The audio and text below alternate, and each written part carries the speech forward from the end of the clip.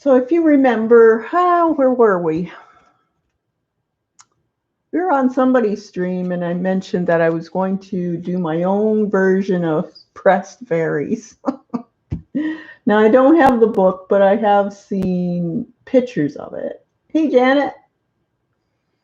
So I thought, well, I would like to incorporate them into these eco prints. So we'll be making some more of these.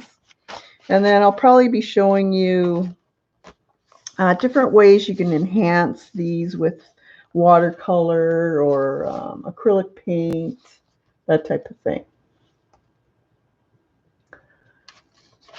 So these are different leaves from my garden, some flowers. I picked a whole bunch more new stuff, new flowers, so we'll see what they'll do. But yeah, they're still really vibrant, and that was quite, about a month ago, I guess I did these. So they're quite vibrant in keeping their color. So I think what I'll do is probably put a archival spray on them to see if they remain so vibrant. Hey, Colleen.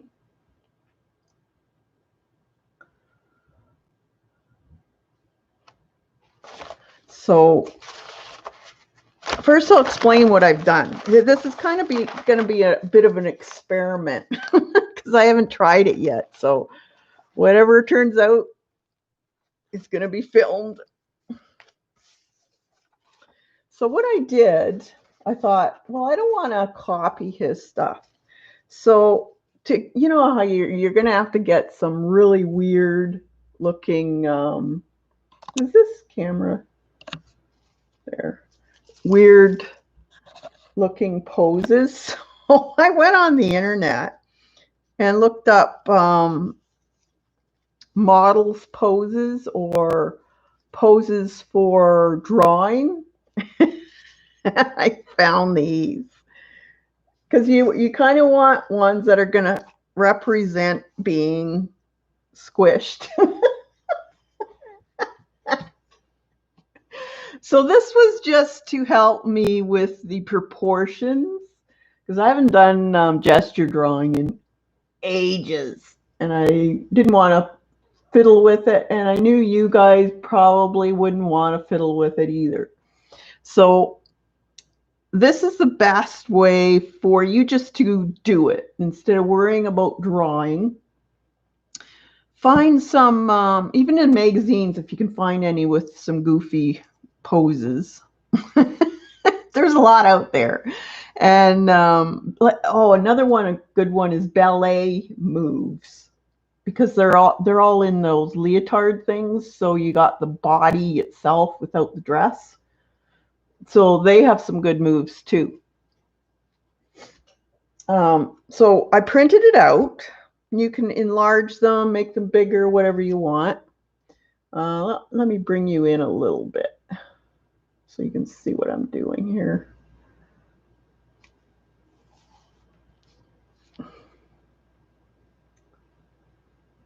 So I just did them in black and white because I didn't need it in color. And what I did is I used I put it on a piece of paper and I traced around the whole figure. Okay. So you get the outline of your body.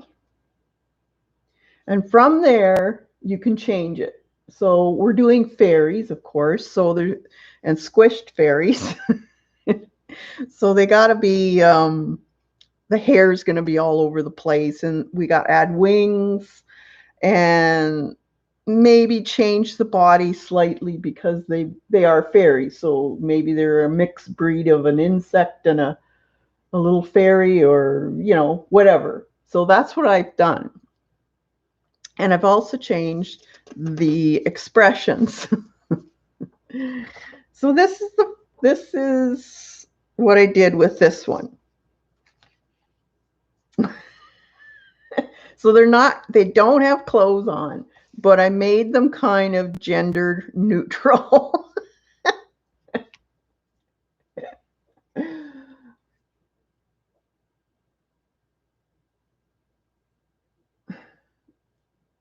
So I added his wings, and the wings had to be crumpled because they're being squished, right? And then, of course, this one has to have, big, clumsy feet and hands for grasping onto leaves or bark or whatever. So when they're flying, it's like a bird has those claws. So that's kind of what I did there. So I just made the hands kind of bird-like. And then I thought, well, we got to give them little knobbly elbows and knees.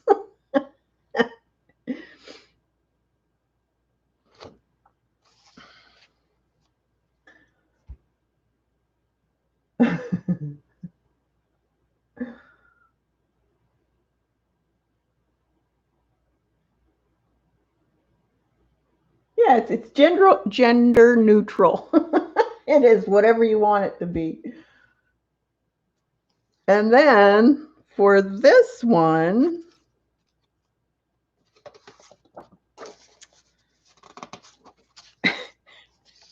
I thought the pose was kind of funny. The knees are knocked together. So what I did with this one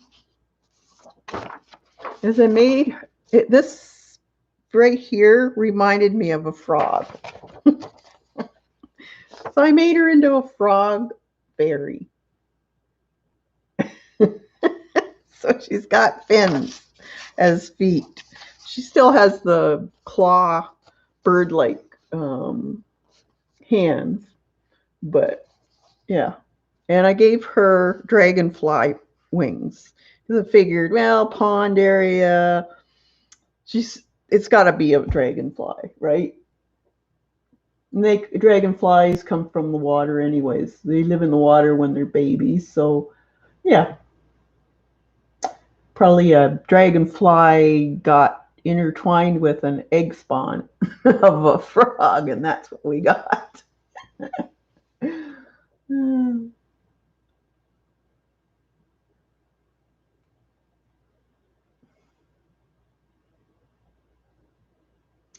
So now the trick is, how do we put them so that it looks like they're in between leaves? So this is going to be the trick. So yeah, it's pretty well, that's her leg and arm. So I've just changed the arm, the size of the head, because the ear's bigger and the feet are longer. So that gives you an idea what you can do. Anyone can do this. If you want, you can still use the expression on their faces. You could even cut that face out and glue it on if you wanted to. There's no wrong way of doing this. This is just whatever. So I thought, okay, how do we want to press this? Now, she's going to have to be pressed in half because I only have the Sizzix big kick. I don't have the big one. So we're going to have to really squish her like an envelope.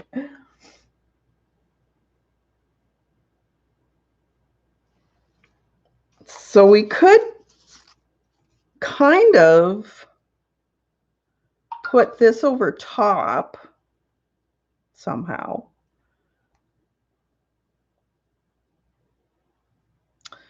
And lay so we don't get any imprints in her.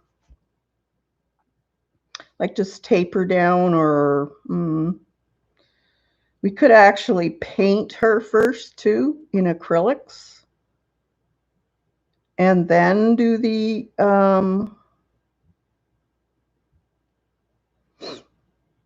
or matte medium. Maybe I'll do matte medium, and then I can paint her afterwards. That might work.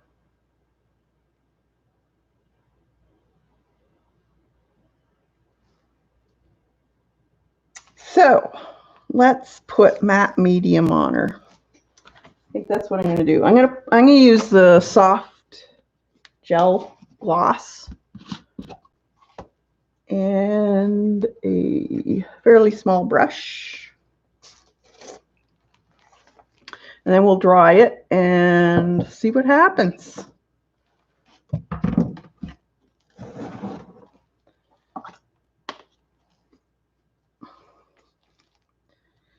So as long as you get a fairly good coat on her, I would think that it's not going to go through. I'm not going to worry about the hair because I can paint over that, but I don't want anything on her body. Well, I'm calling it a her, so.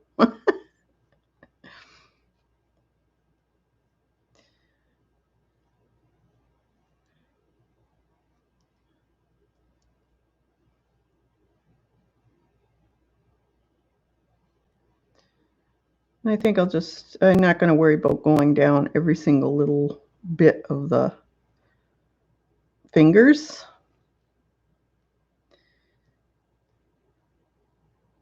I've got all kinds of ideas for this. I think I might make a book with all kinds of them in it. Maybe my own little story with it.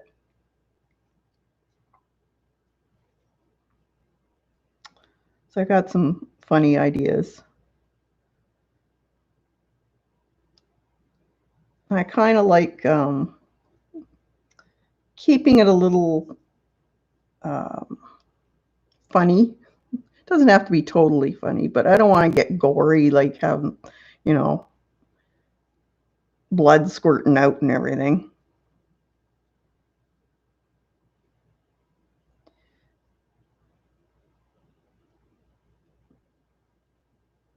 But it gets your imagination going. So, you could do this the same way as for mermaids, make your own mermaids. You could do it, make all kinds of creatures, really. Okay, let that one dry.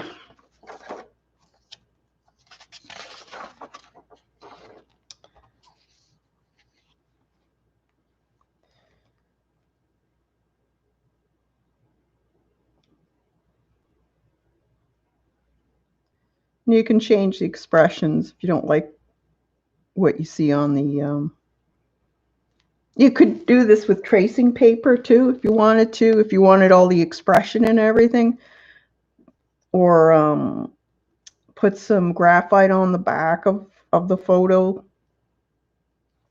and then trace over it, and it'll leave it tracing of your face expression, so you don't have to do the whole piece of paper with graphite.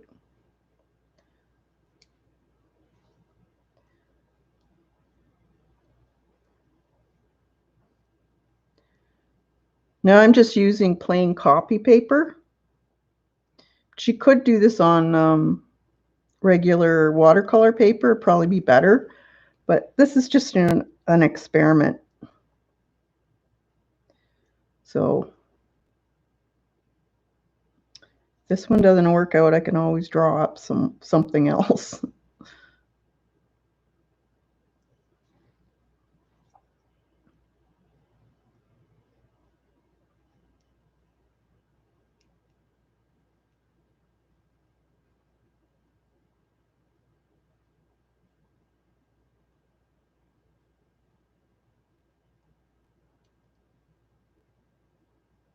I think that's it. Little knobblies.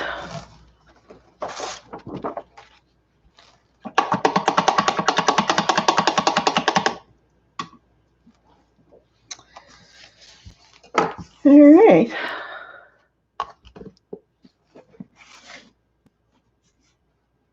Hey, Dot. Hey, Debbie. Elaine, Nana.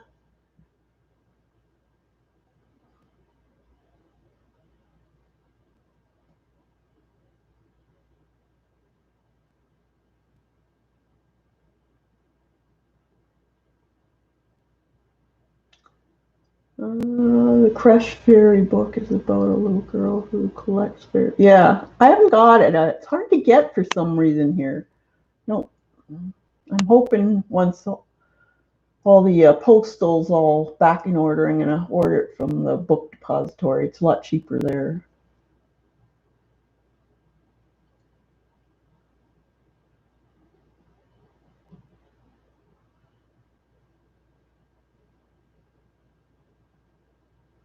Okay, so I'm just going to use the heat gun, dry this up a little bit.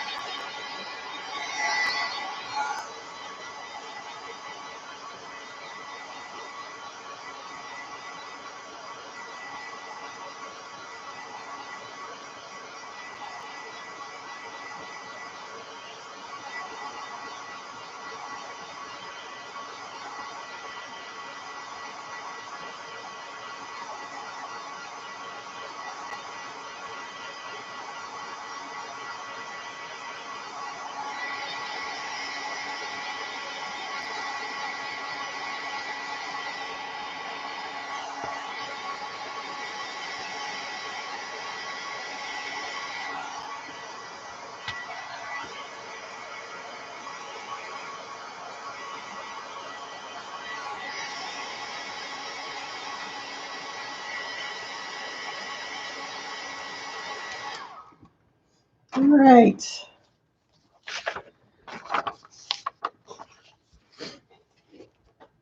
So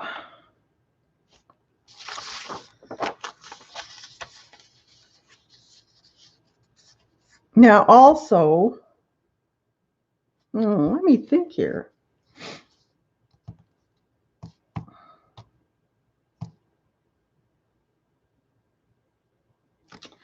I was thinking of the back of him too, but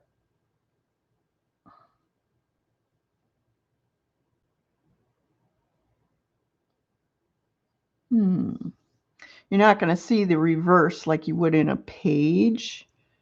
So let me think about this.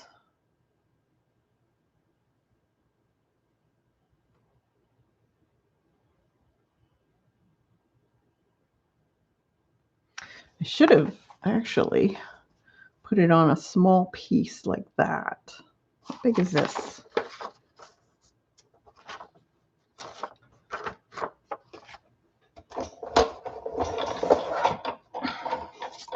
See how big this.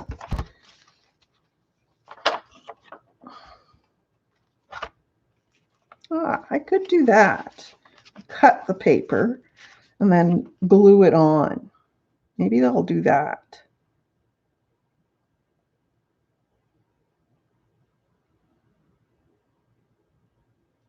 Yeah. So if I have two pieces of paper,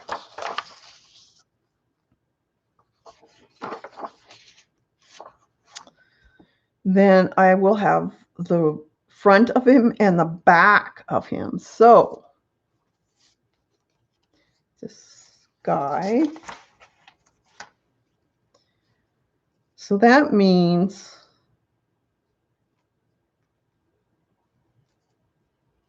this would have to go on the back. So it would turn this way, which means I have to draw this one out onto here, but reversed. And I got to make sure that it's in the right spot. So got to place this again.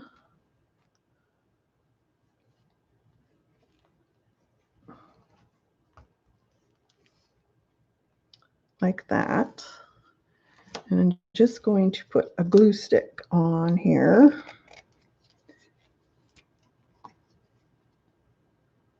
Hey, Jamie. I'll just put little bit there, down here.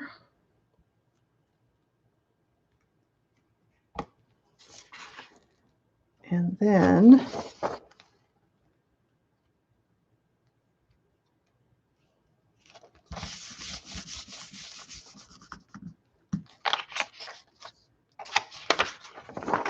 okay, so there's her placement.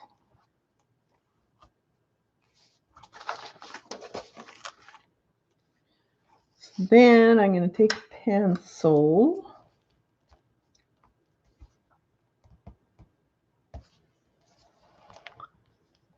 and just trace around her. I guess I could actually use the paper, just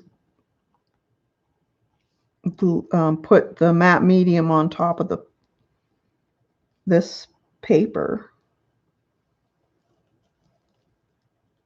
No, that won't work.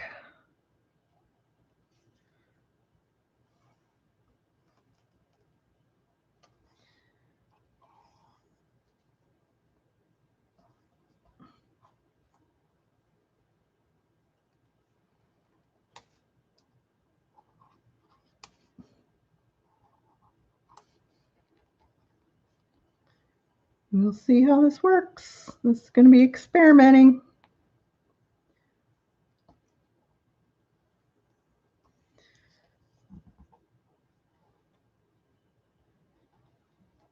Or I could have taken a copy of this too and cut this out instead, but I didn't. Oh well. Things you learn as you play.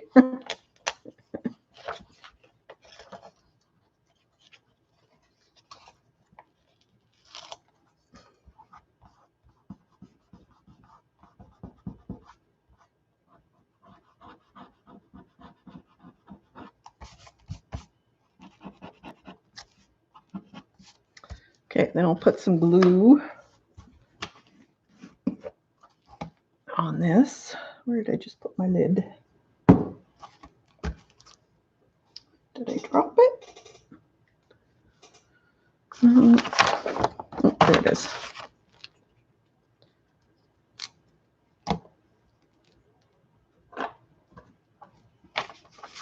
So I'm going to put gel medium on this one too.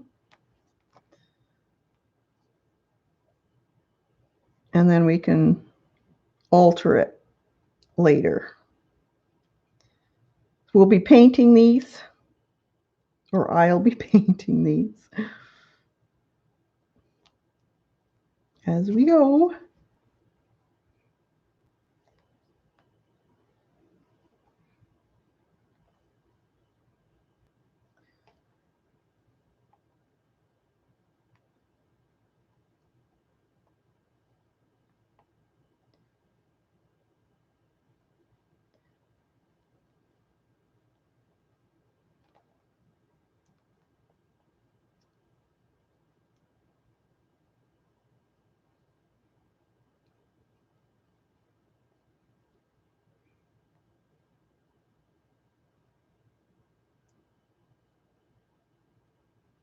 So this is basically, you're watching my process of what I do when I make glasses.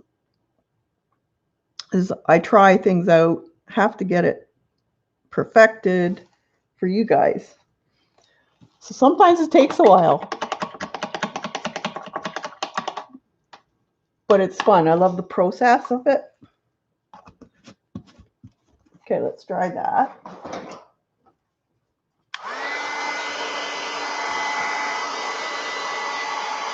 Hey, Phoebe.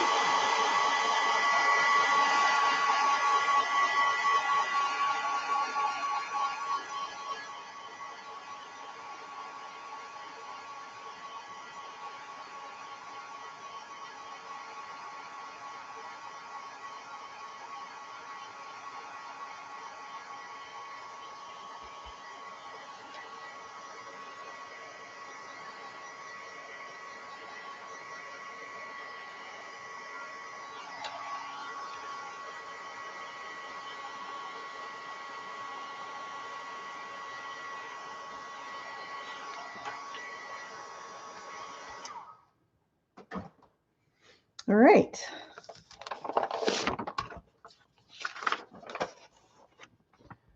Just seeing, yep, all lines up, I think.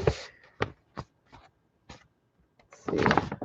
Maybe, oh, that's right. Yeah, it's got to be this way. There. So then,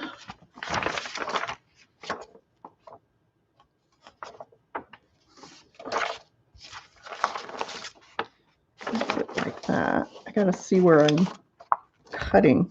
I have to cut this paper.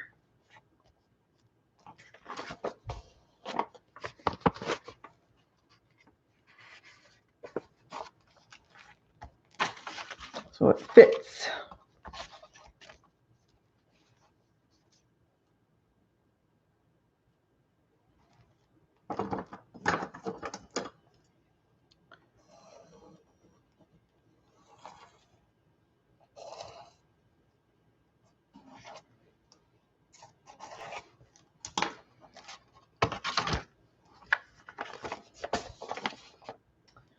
And paper cutter.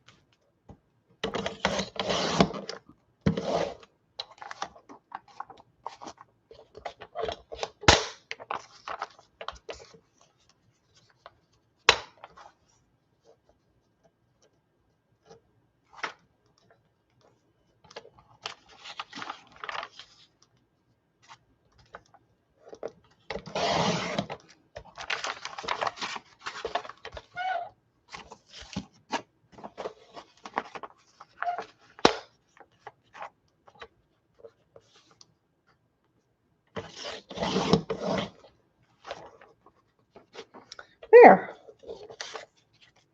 All right. Now,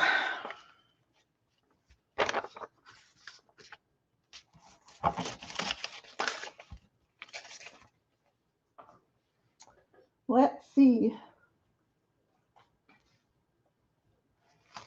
Okay, this is beech leaves.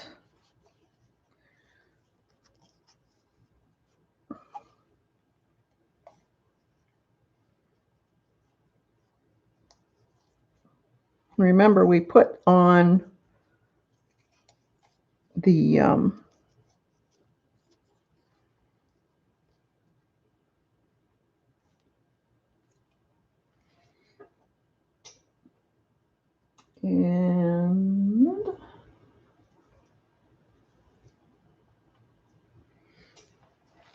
this is portulaca.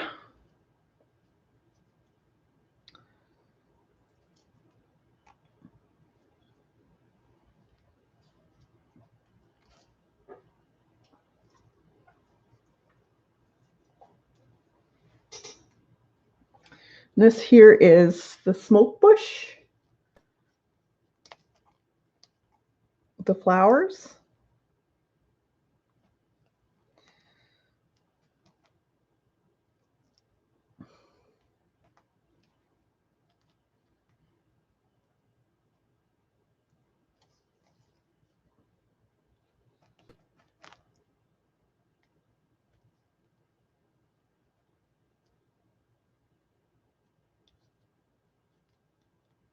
Mm.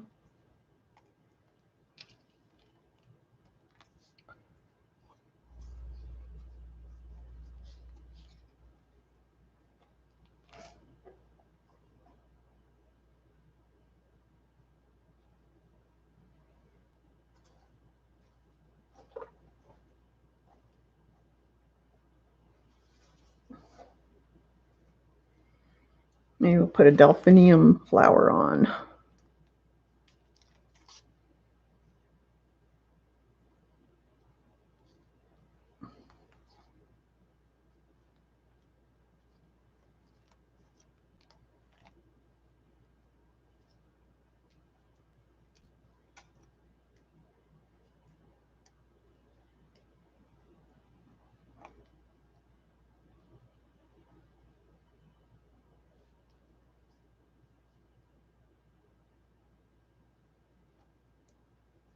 All right. Then this has to go on like this, so they're facing the same way. And try and line it up.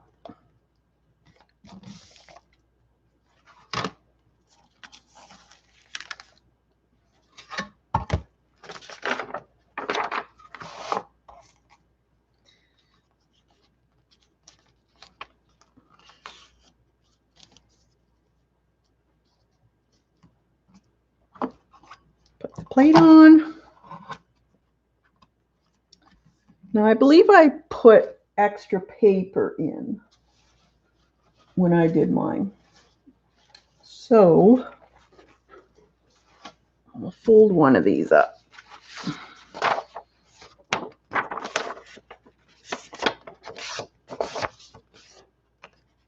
Place it on top.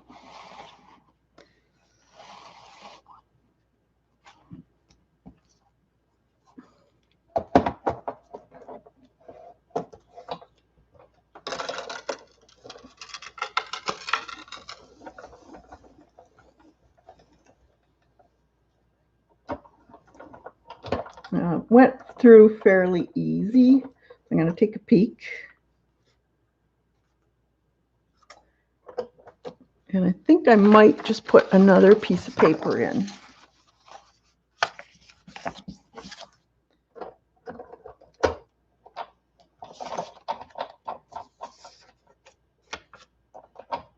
Okay.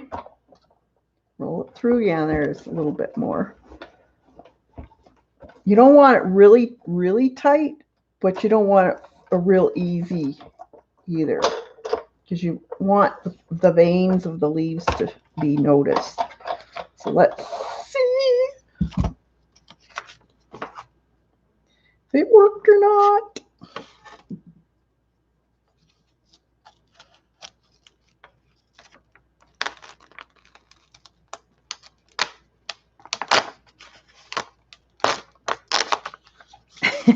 Yep, it worked. Not bad.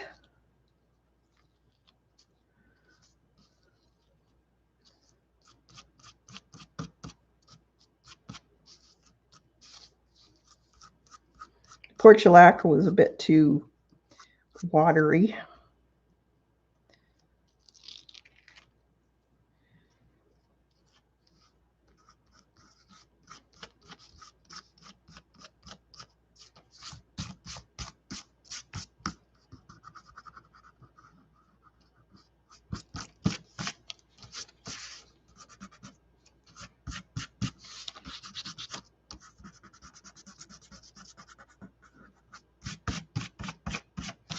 So I can finish this back side of him. Looks kind of funny. It looks like he's pregnant. But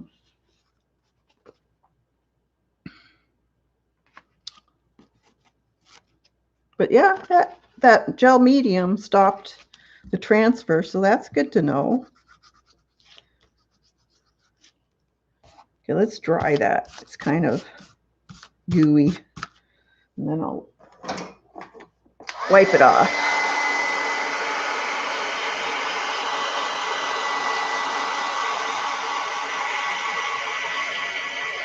Thanks, guys.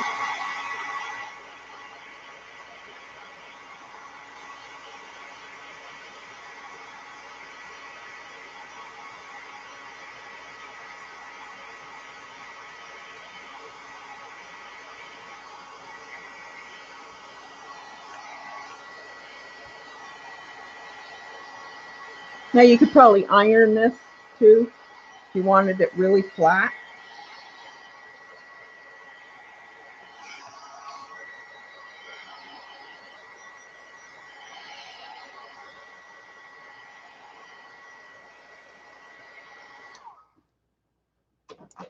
I just thought of something. I really didn't want, I should have had this. I shouldn't have put the matte medium on here, because if she is laying on top of this, then it would be covering her. So the next one, that's what I'll do.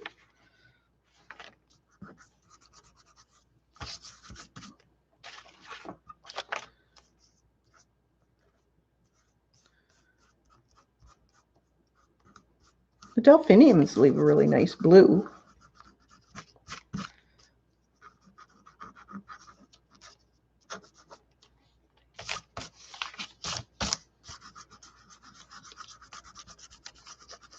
Yeah, this one had too much juice in it. That's why. Well,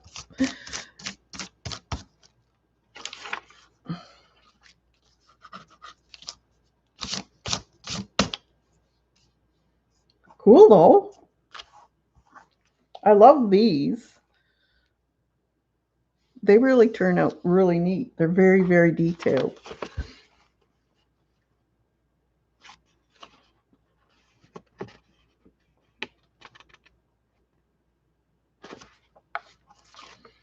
See, this is her turned. So that's her butt.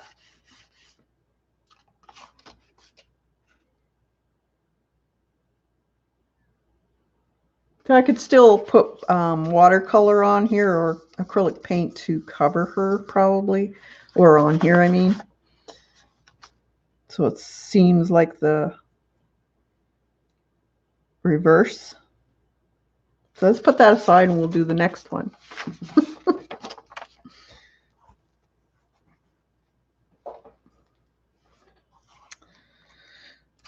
So where did I put that other thing? There she is. Okay, so we want this one.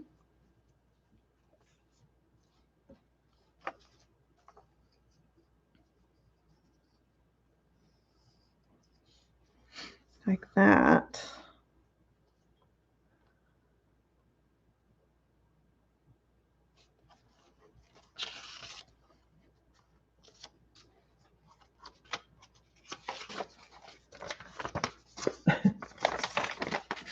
Let's see. Another piece of paper.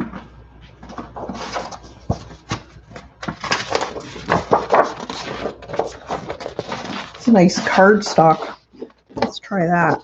All right.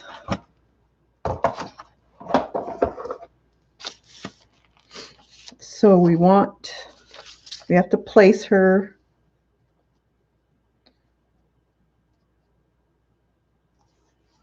like that. And then a little dot there.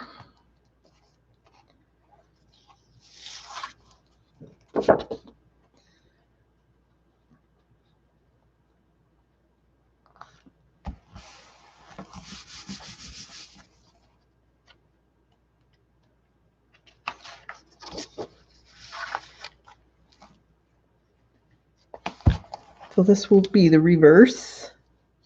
So this time I'm not going to put, I'm just going to outline her, but I'm not going to put any gel medium on her because she would be covered with, like, laying on top of the leaves and stuff.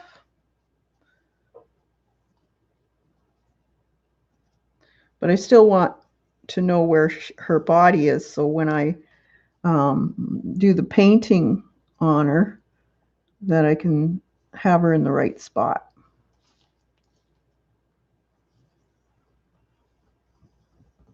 So I kind of will have to paint around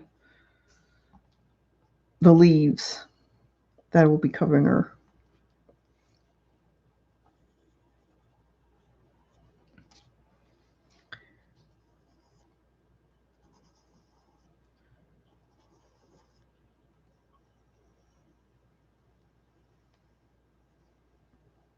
So get out your magazines or go on Google, print out some wonky poses. Enough on there. I think that's it. Yep.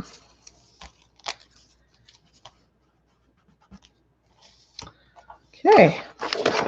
I'm going to do the same thing. I'm going to cut it out. Oh, she's a little bit bigger, but I can squeeze her in. I'll just have to move that. That's fine.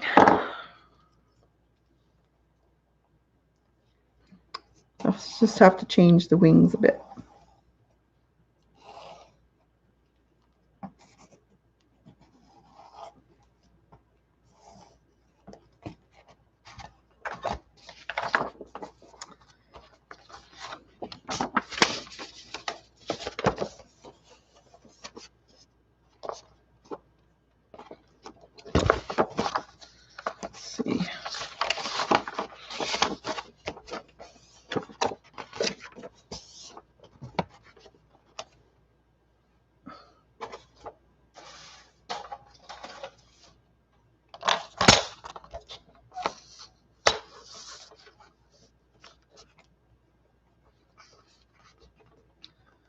They're lined up.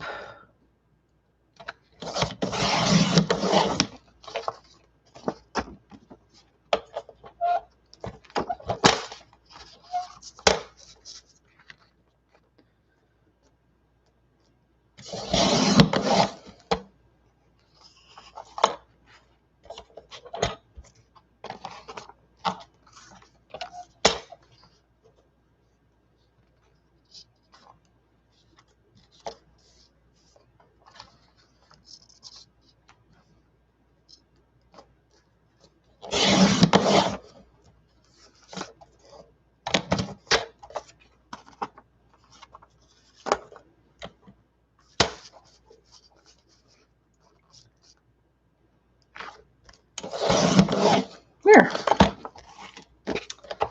All right, let's put stuff on now. Let me take you in a little bit so you can see what I'm doing.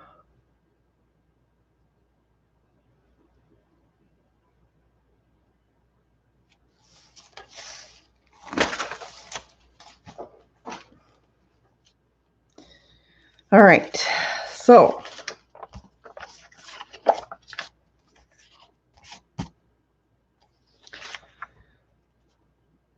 the leaves will be on behind her, so it'll be on top of this here.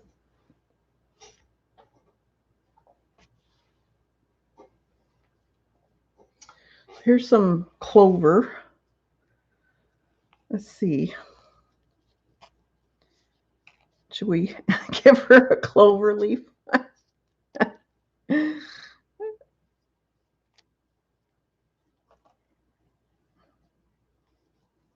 Hide her privates so no one's offended.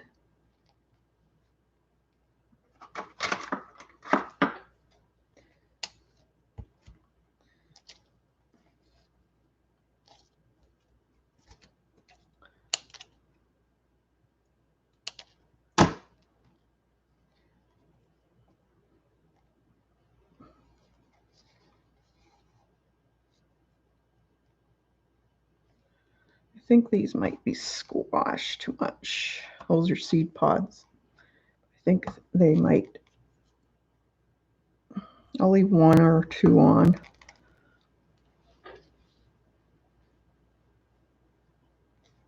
Like that.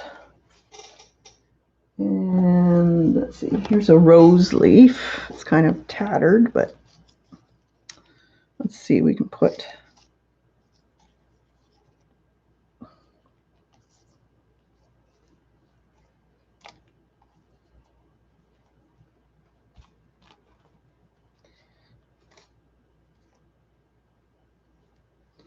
That and some of these little flowers. See what they do.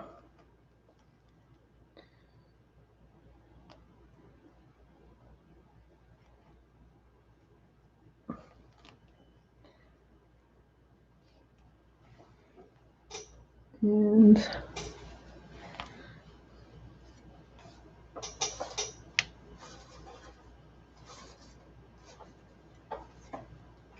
some of these flowers too. Might be squishy, I don't know.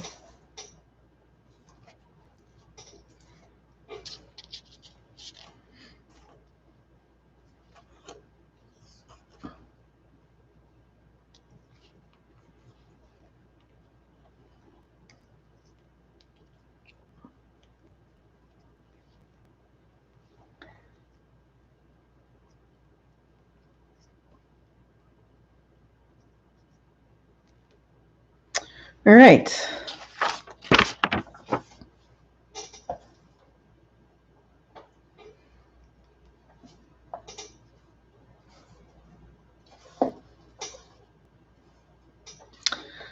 So, just forget to put it on the plate first. Oh.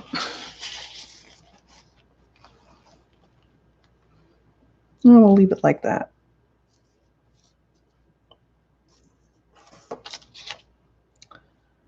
That down a bit. There.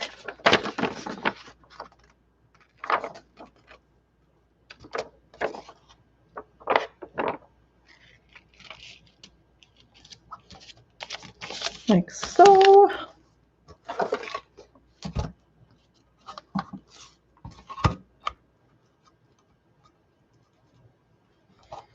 That and 2 papers.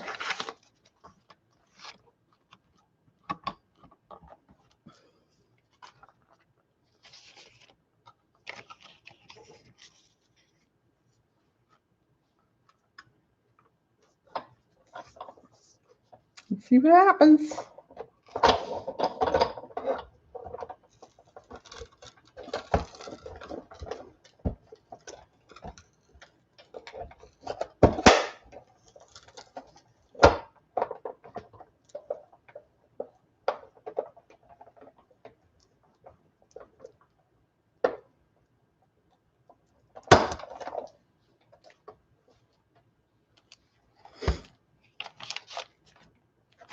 Looks like it might be a good one.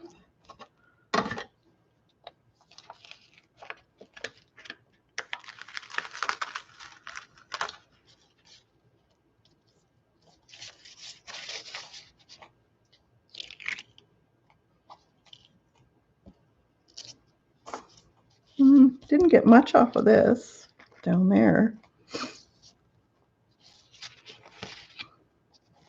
That didn't show up much.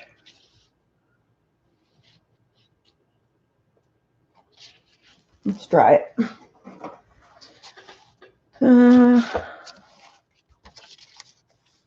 There.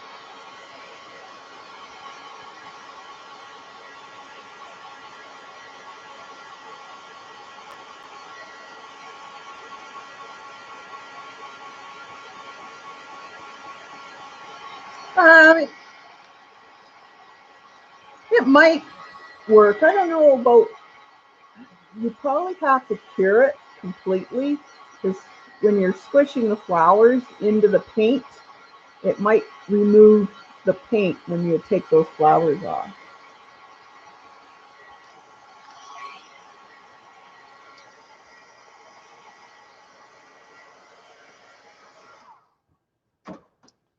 We can always add more on here.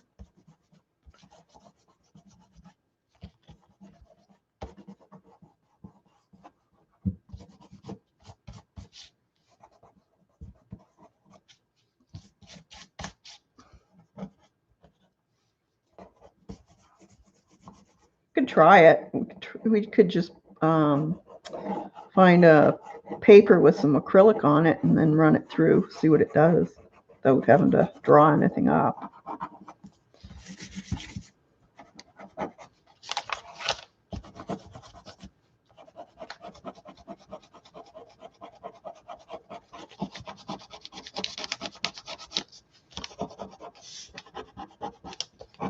Or we could take actual pressed flowers too and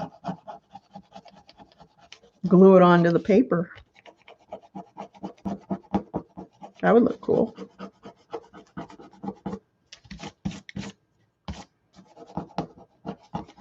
I found I've been going all over the internet looking at pressed flower stuff, and I found a way of pressing flowers in the microwave. It only takes a minute and a half, and you have your pressed flowers instead of weeks. So I think I'm going to try some of that.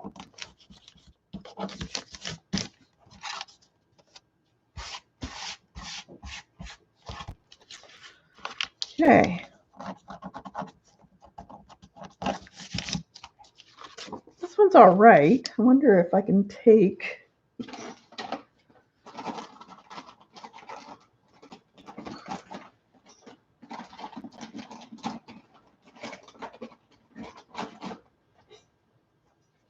see if it rubs off. Well, see, this was the matte medium. So yeah, I suppose, but see, it goes on this particular one actually stuck onto the paint. That one wiped off. Guess it depends on the types of dye in the plant.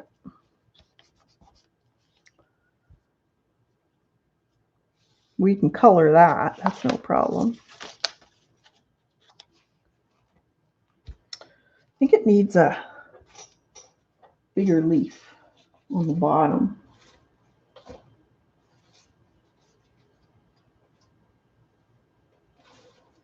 Let's see. I think this one. Let's try putting this one on.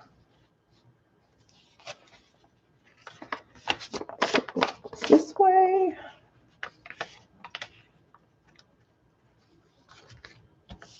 Oh, wait a minute. I think I have. Yeah, one of these. I think this one was the one that gave me so much color last time. So we'll put it right here.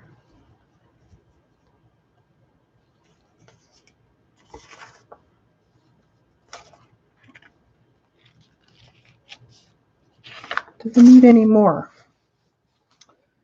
Maybe.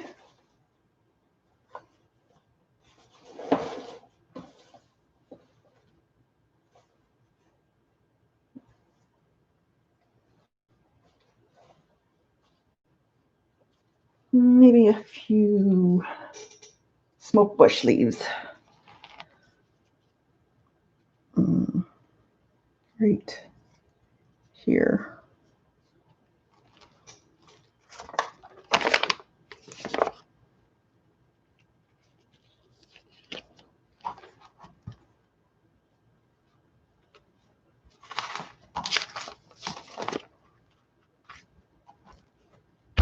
Okay, let's run through.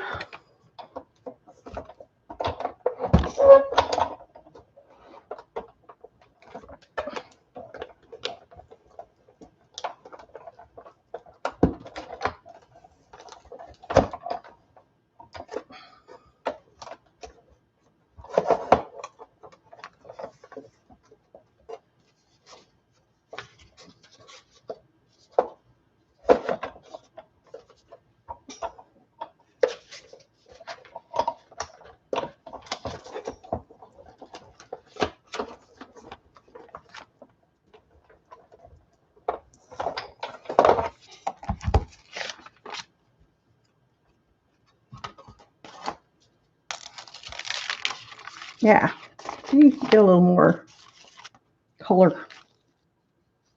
These are, oh, what were they called? They're a geranium, perennial geranium, or crane's bill, you could call it. And it's the red leafed one. Now that one didn't do much there either.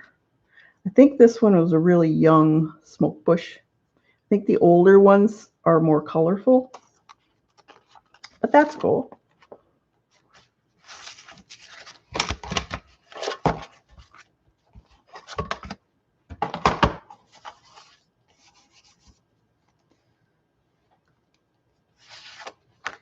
Let's see. Yeah, wipe it off her leg so it looks like it's behind her. So that turned out all right.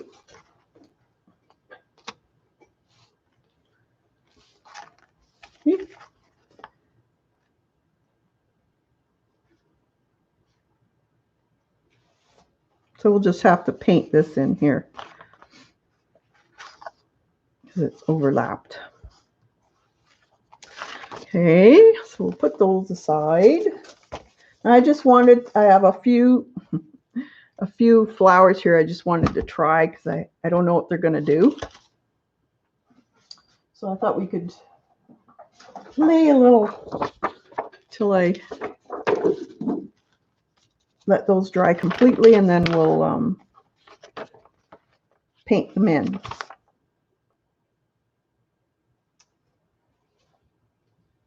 I really like these, so let's put some more of this in. Let's take some of these out.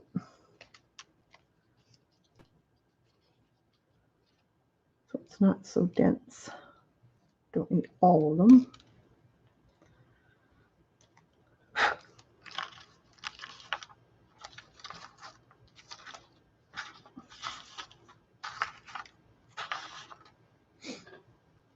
I think that would be pretty just on its own, actually.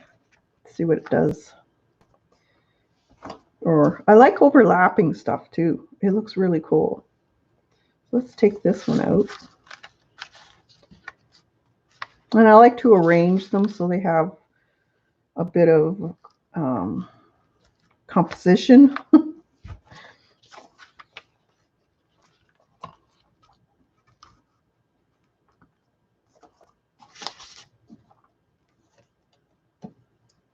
Some of us don't have planters.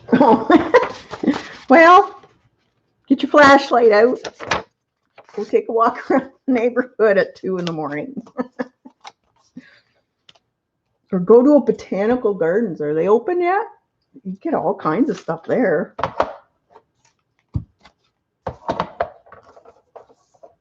Smoke bushes, a lot of people have them. I don't know what zone, how far south you can grow them, though. I don't know if they're a good plant for hot areas or not.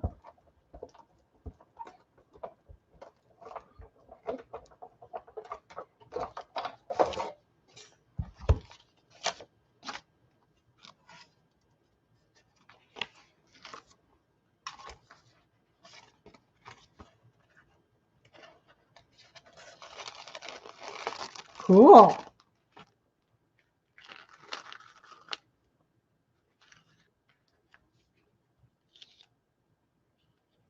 Oh, neat. The little seed pods bursted. It kind of looks cool.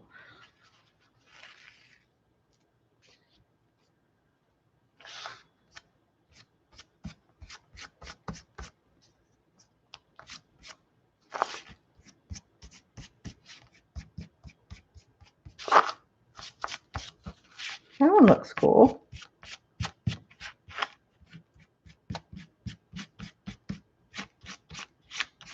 I like that.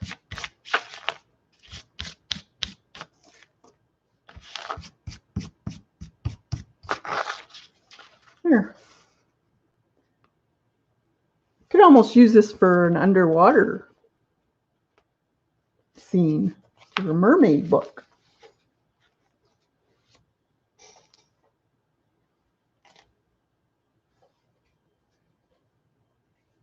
This one always works out. That's the hollyhock.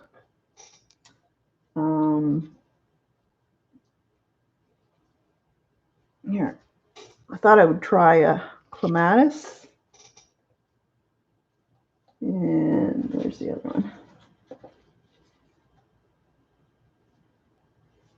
one? Another clematis. These always work too. They're the geranium flower.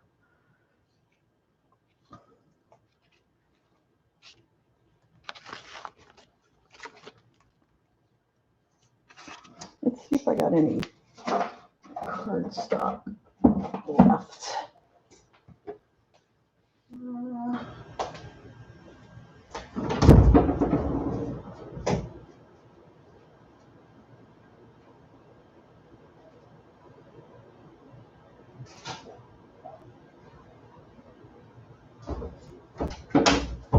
A little thicker.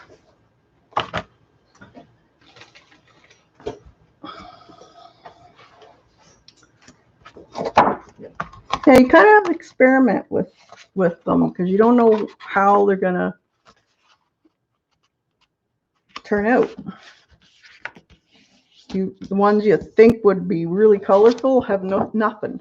It's really strange.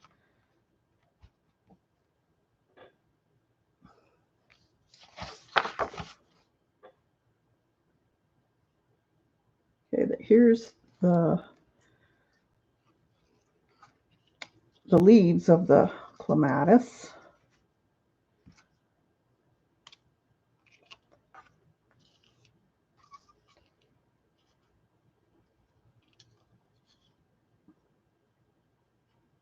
I don't know if we'll get anything out of it or not. I'll put this one up here.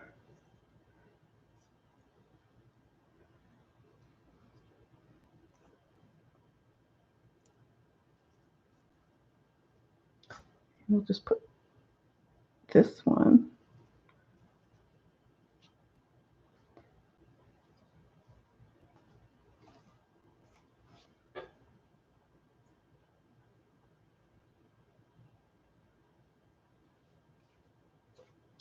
Yeah, let's see what it does. I don't know. I like trying overlapping stuff too, because a lot of times it looks really cool.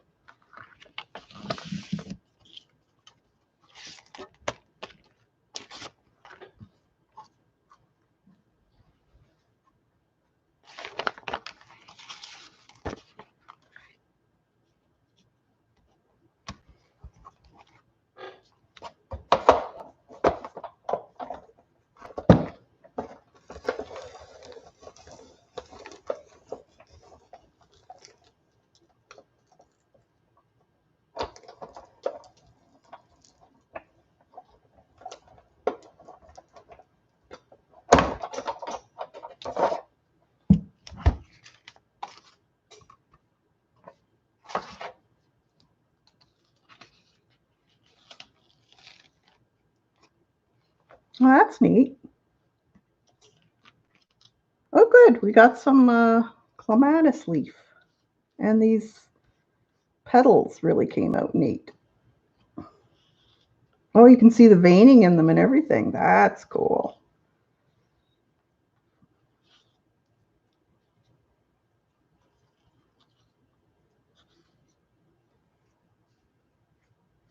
Very cool. I like that. Ooh, I got lots of clematis, so guess what I'm picking? I should dry some. They would be cool.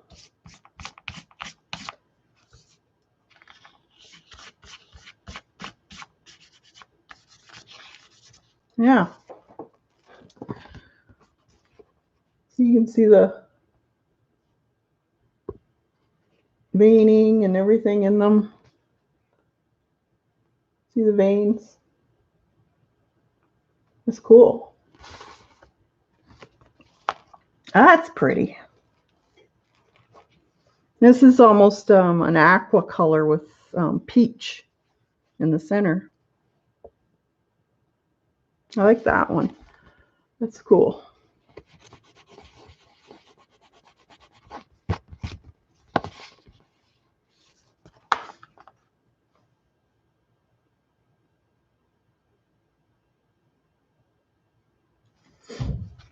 Very neat.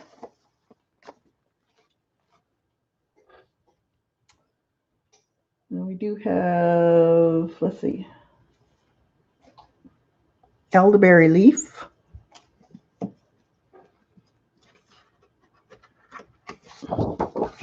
This is on the cardstock that I'm printing on, so it's a little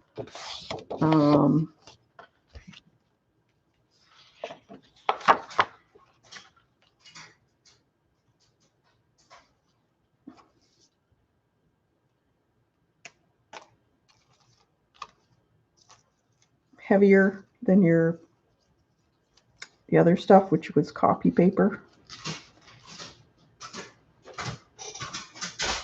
Oh, here's an elderberry flower. I don't know if it'll work or not, but let's try. Put it down here. Wonder if I could.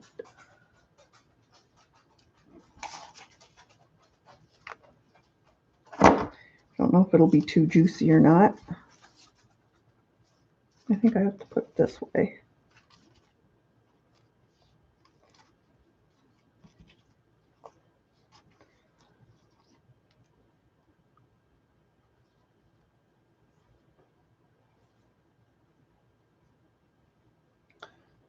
And where did I put that? There it is.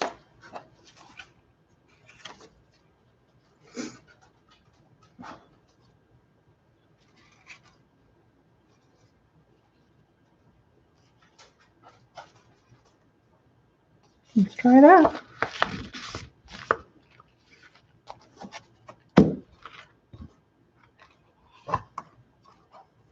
Well, this one's a little thicker, so I'm going to do it without the papers because it's got thicker stems.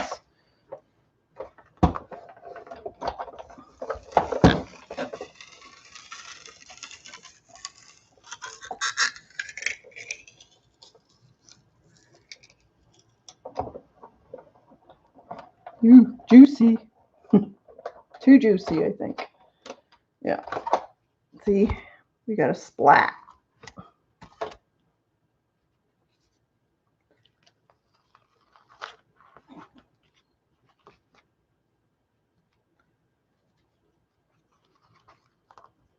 So that, what was it? The stem of the elderberry is too thick. The leaf is pretty, but you have to take the stem off, I think.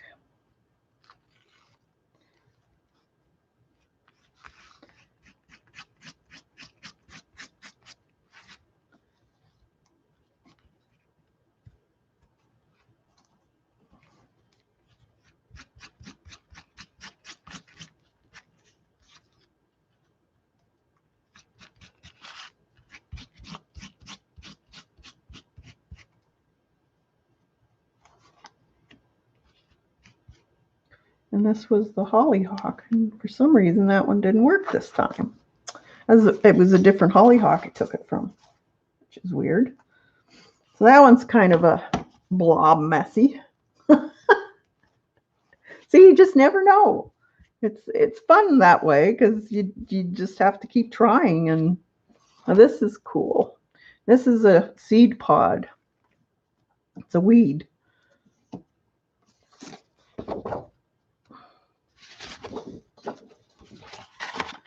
It might not do anything at all. I don't know. So we'll see what happens.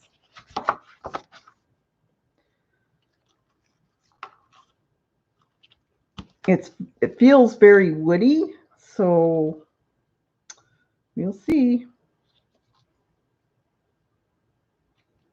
We'll put some more of these in. They were pretty. And these are I'm just taking them off the stem. That's the elderberry leaf. It was a black lace elderberry, it's called. So let's see.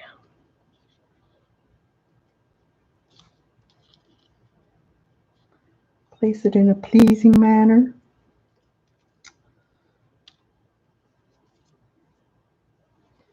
And maybe some of these.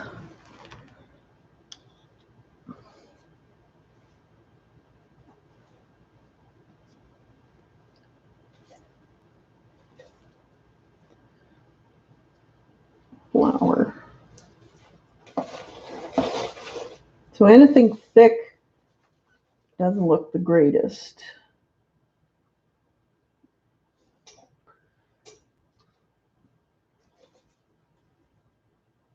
Okay, let's try that.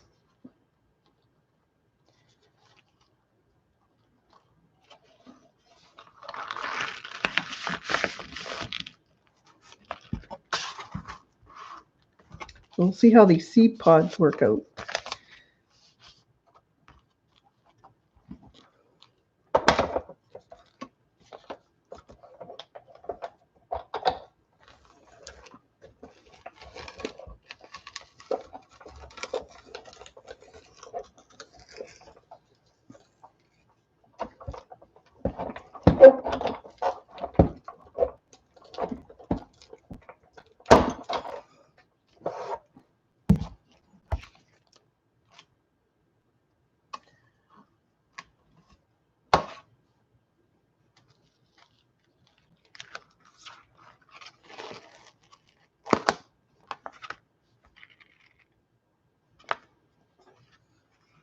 Well, I like the delphinium leaf.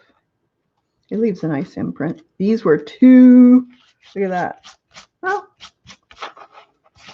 yeah, it still had a lot of moisture in them.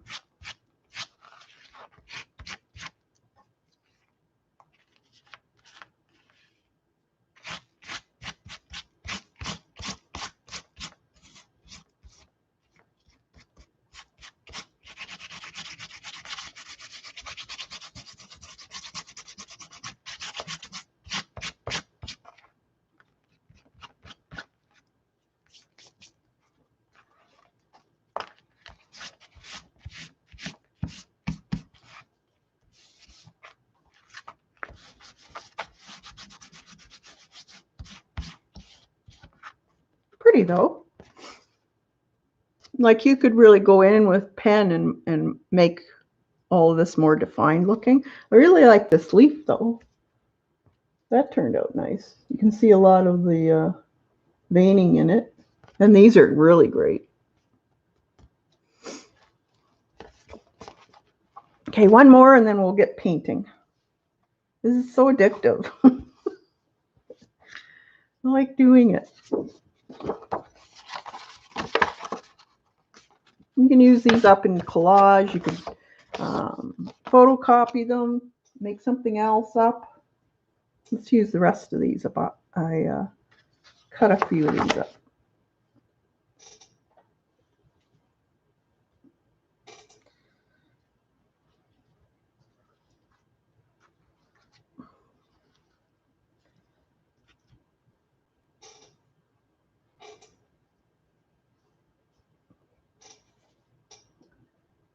And I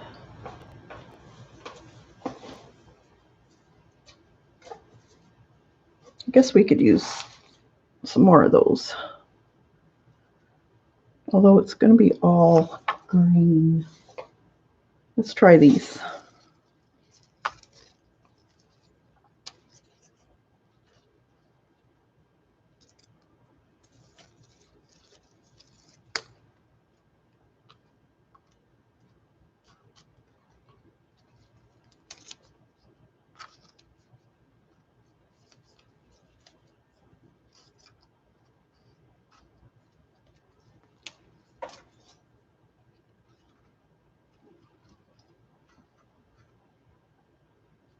All right.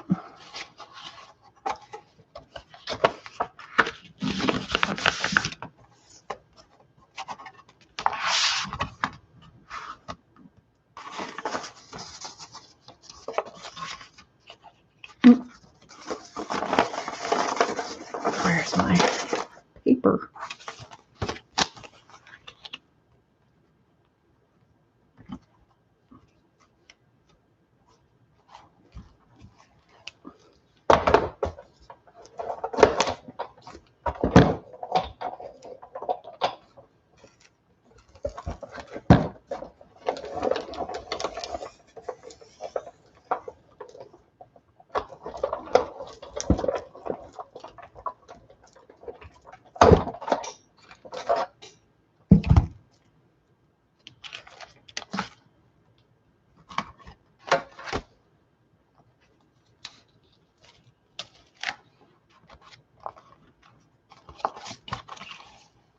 My camera is off for some reason.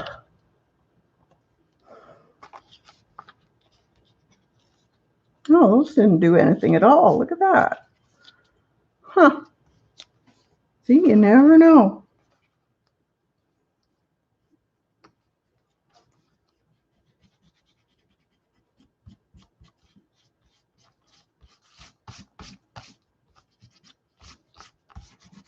I think I like the really deep, these ones, the deep clematis.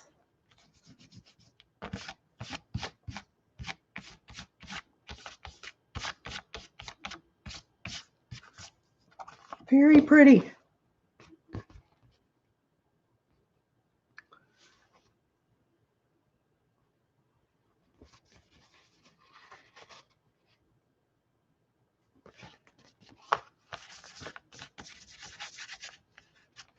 All right. Let me clean this up a bit.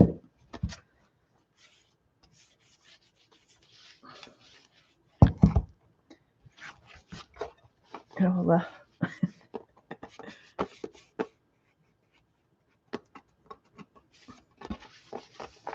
gonna have to put these in the sink full of plant juice.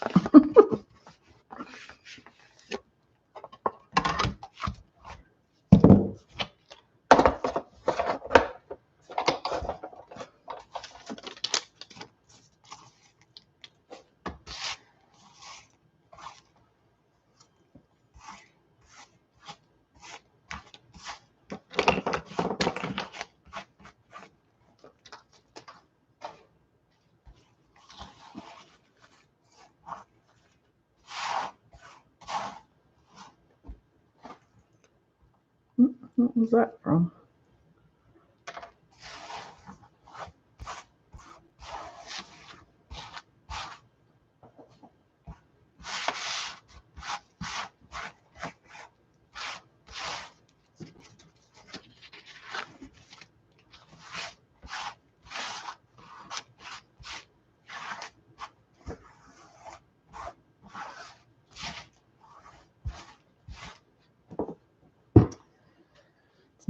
Messy business, though.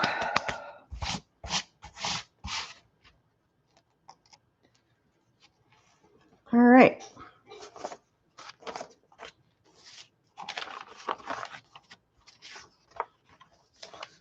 That one goes with that one, and this one goes with this one. All right.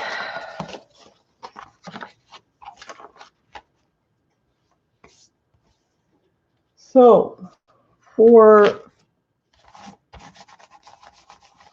finishing these,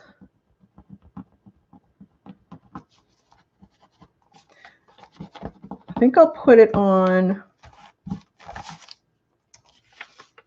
because this is just paper, I think I'll put it on my, maybe in a sketchbook.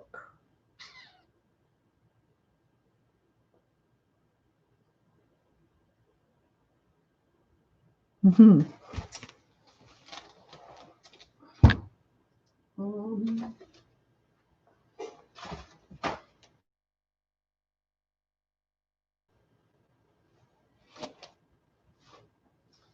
See if I can find one out here somewhere.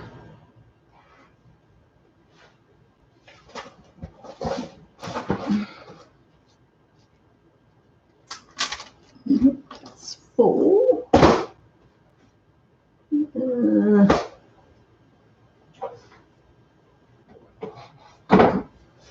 Where did I put those?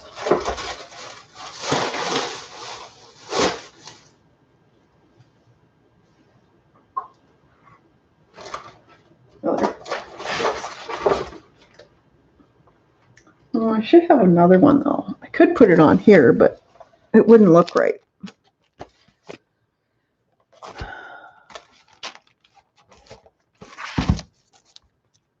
Let's see.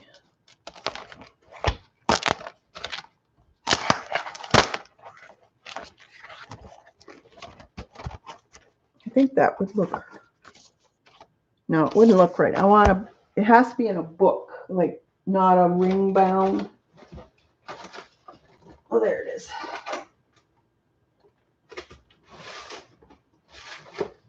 Yeah, in one of these. It would look best in something that's not ring bound.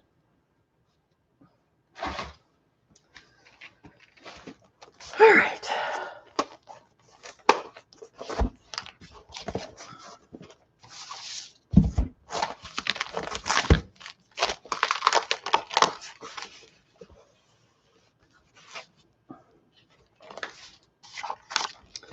So we'll start off in something like this. So it's got to be like that. So it'll be a double page.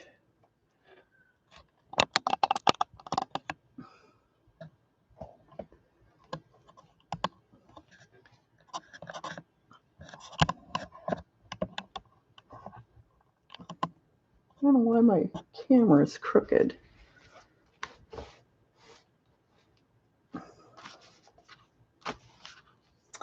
So let's gesso that in.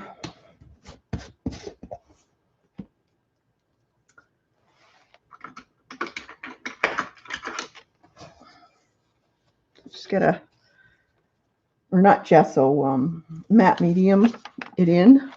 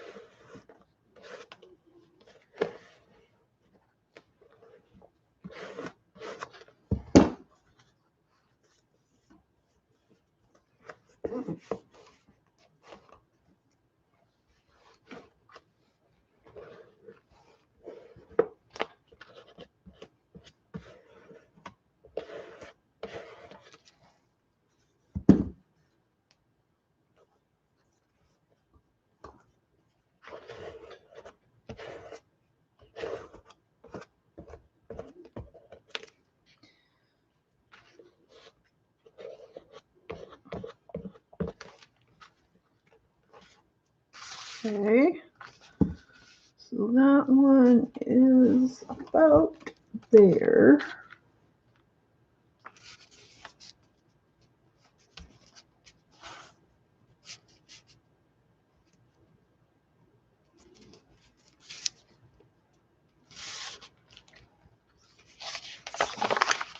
And I'll put it on the back.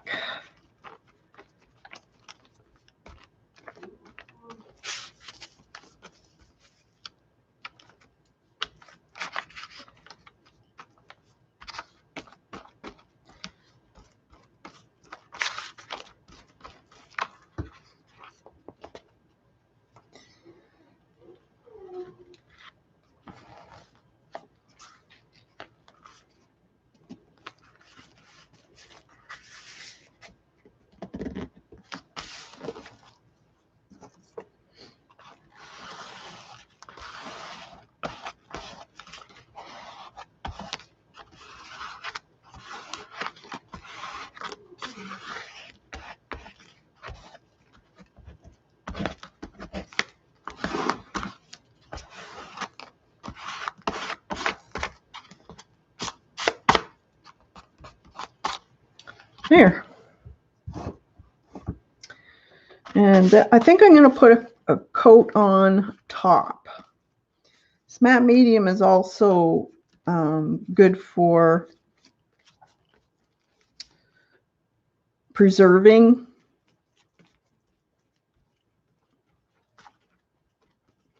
So it'll be, it's a little more archival, just in case those dyes in those plants would change color, or if I decide to put something over top of them, it might change the color of the paint. So this way I'm kind of stopping that. We don't know because this is new. All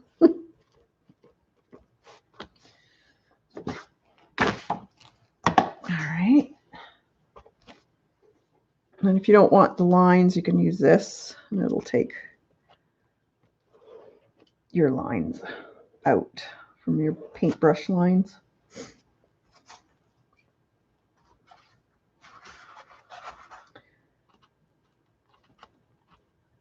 Just try to get all the bubbles out.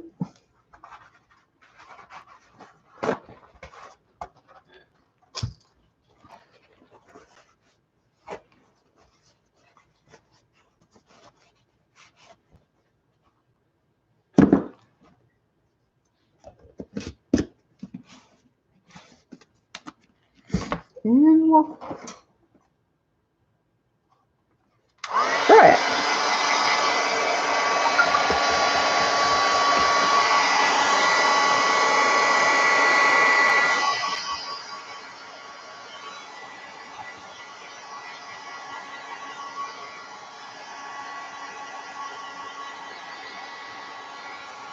Look at that.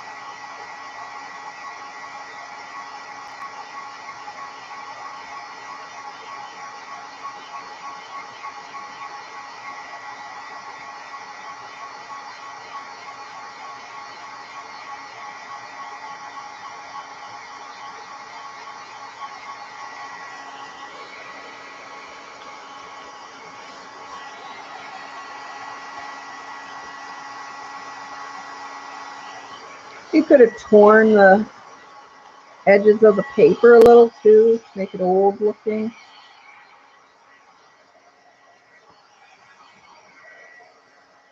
can always go back and do that too.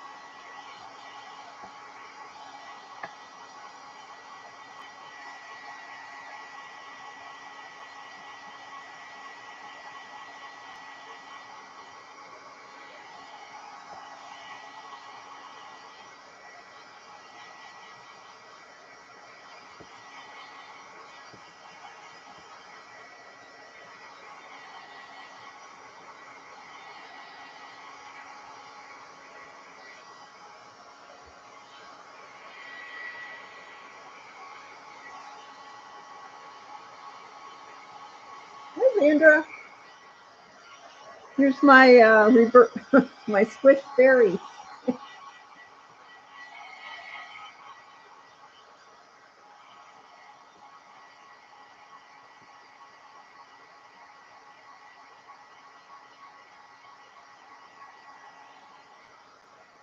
Yeah, explain how I did the reverse and what you have to look for as far as if if you're going to put them with flowers, this would be lying on top of plants, the fairy. So this is the back side of them. So really there should have been yellow and plants over top of it. But we can draw it in. This was the first one I did. And then the second one, that's he's a frog fairy.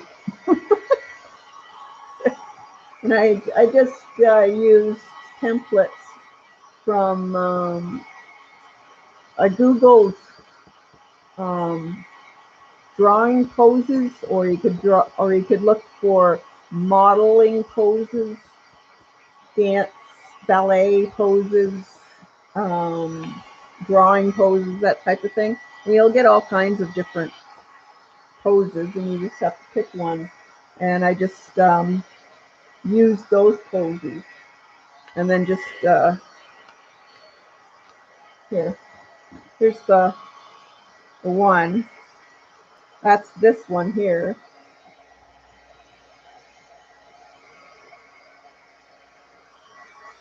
And then I just changed the body and the face a little bit.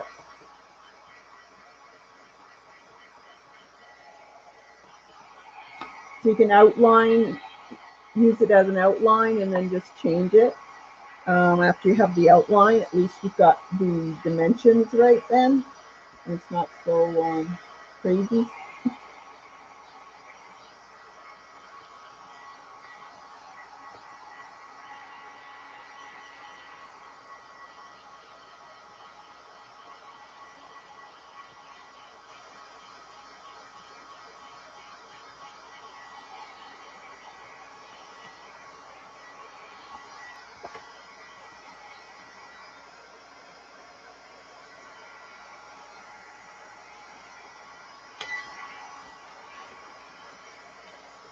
So I just put a gel medium on here just to seal everything in and make sure that the dye from the leaves aren't going to come up through the paint or lighten, fade.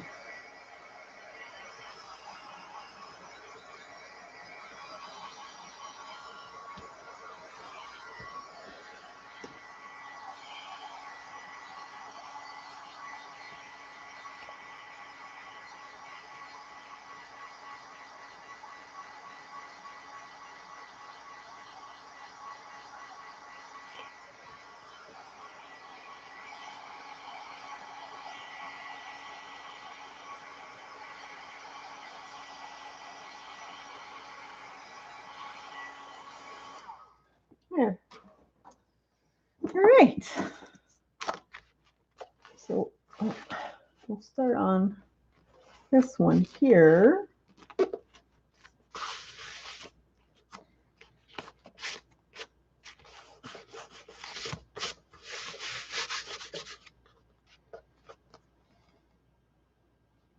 Now, yeah, you could do this on old paper.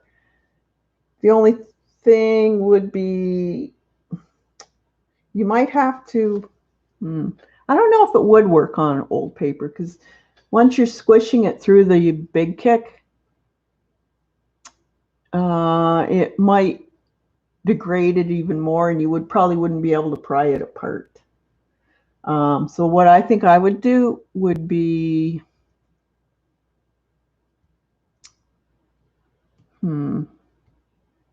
if you wanted the look of the old paper behind it, I probably would see if you can find some scrapbook paper with that image on it,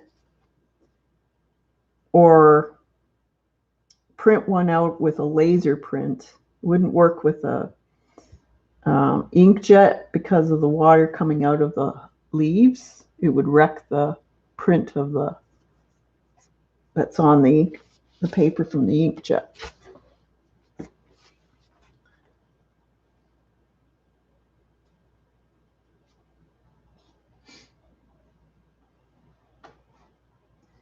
I don't think I would like it on all the printer paper.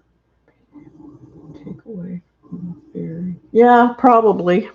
And most, if you think about it, they didn't press things on stuff like that. It was, you could change um,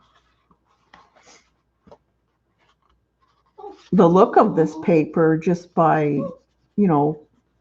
putting faux tea dye on it or whatever, if you wanted an old look to it.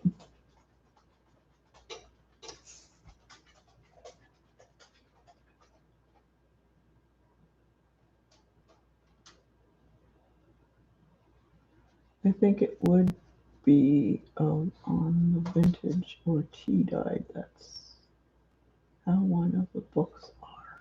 Oh, okay. Yeah, tea dyed would be cute.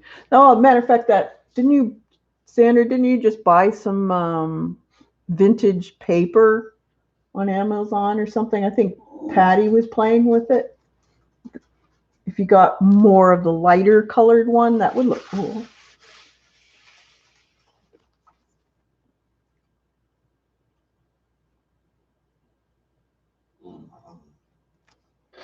Yeah. So, let's see. I think we have to think about what color are fairies. I haven't got that book, but I do have his other book here somewhere. And I could reference the color I looked of. Let's see.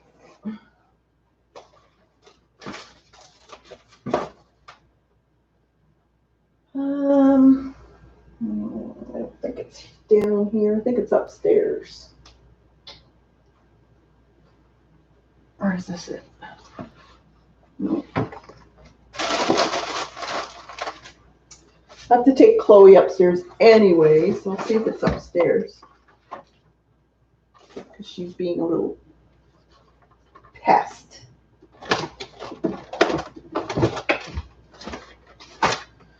All right, I'll be right back, guys. Come on. Come.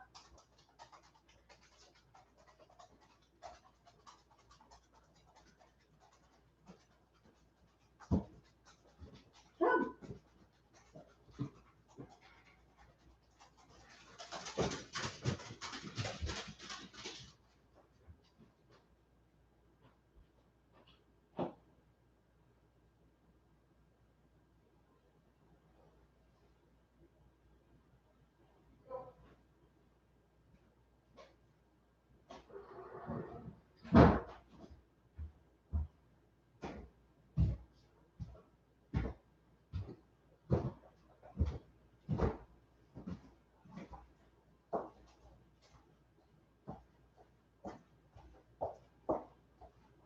All right, I found it. So this is the one I have. I'll take you out a bit.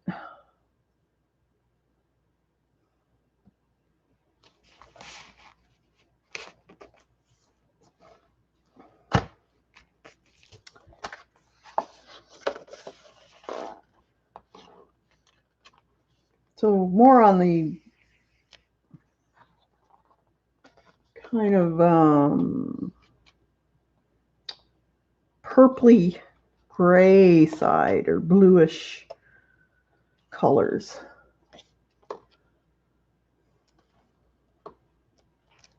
There's nudes. Fairies don't. He doesn't think fairies wear clothes here.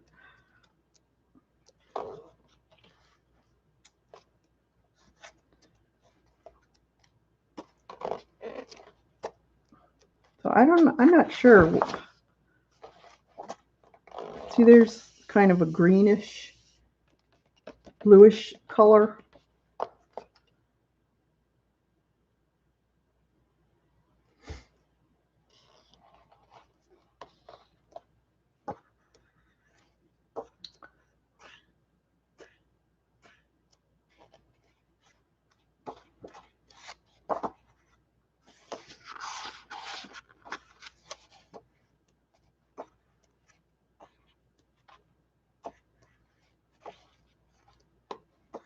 Could do kind of a bluey purple, bluey mauve shade, I guess. Brian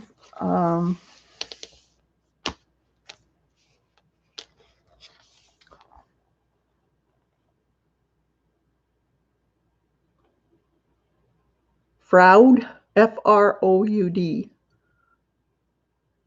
Brian Froud. He's the one that did the squished flair, or the pressed fairy one too. I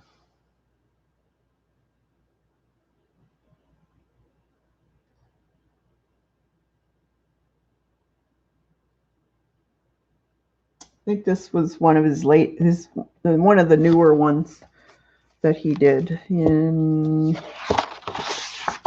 see, yeah, 2018.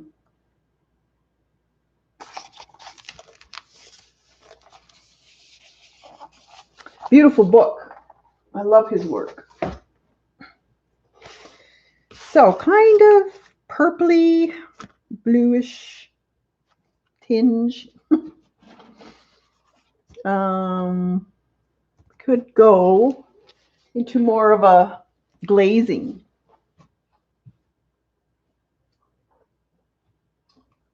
So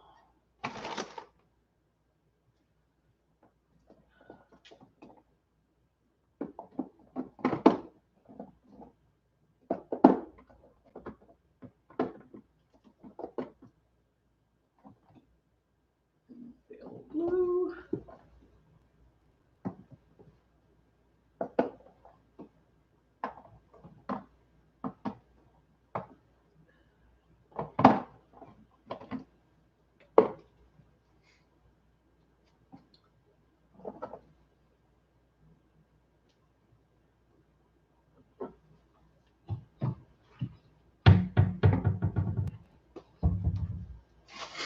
I have a few bottles of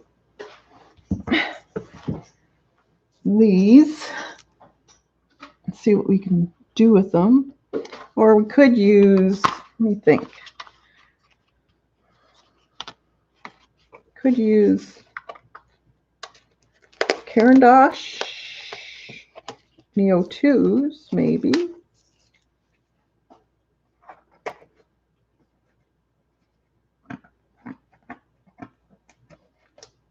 You want it fairly transparent. You don't want it opaque in a lot of the areas.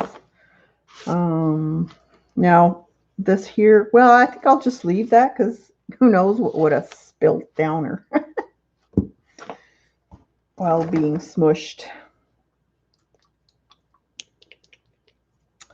See, manganese or phthalo blue. Maybe a phthalo blue.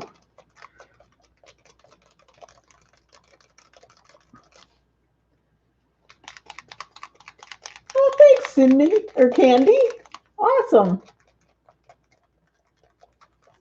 There's a bunch of stuff up already, so you can spend the next few weeks looking at that stuff and trying things out.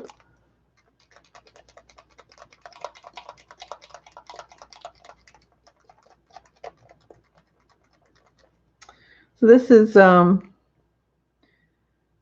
it's transparent by this mark here. They put paint right over top of it, so you can see through to see those black marks. That means it's transparent. This is the high flow, and they're very highly pigmented. They're more like an airbrush paint.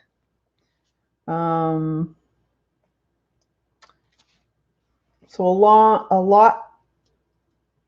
of artists use these for more glazing than anything else. Here's a nice red, naphthol red light, and we can make a purple with the blue and the. Did you see Sommelier coming out with brush? Oh, Really? Brush markers? Sennelier? Oh, wow.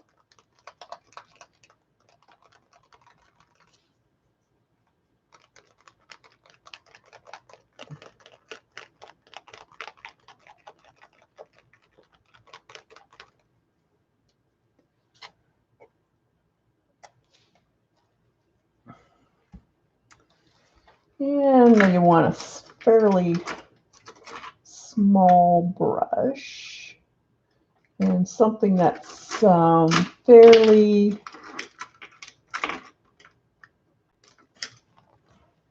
this one's pretty good. Something that's fairly,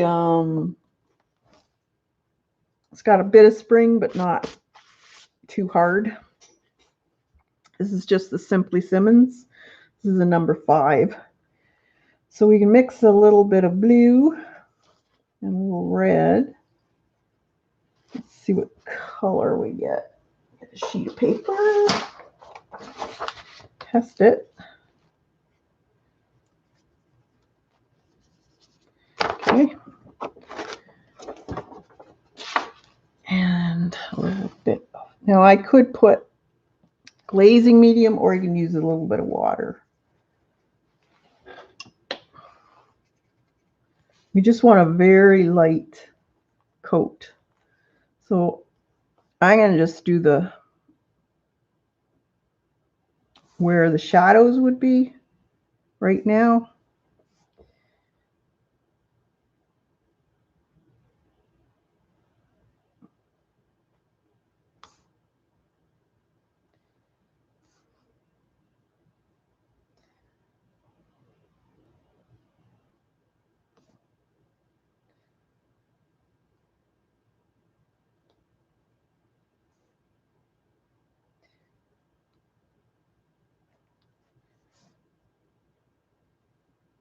Do you want me to bring you in more so you can see what I'm doing?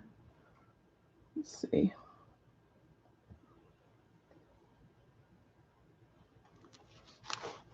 I'm just putting some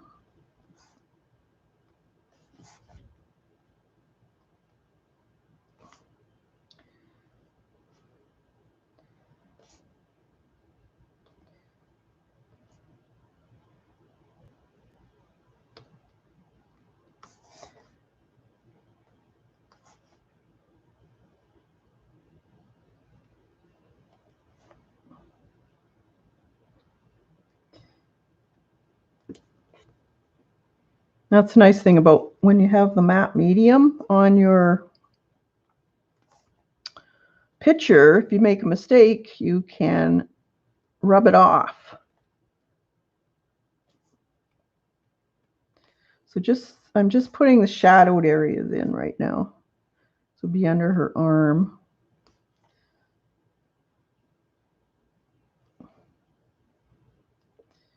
Neck area.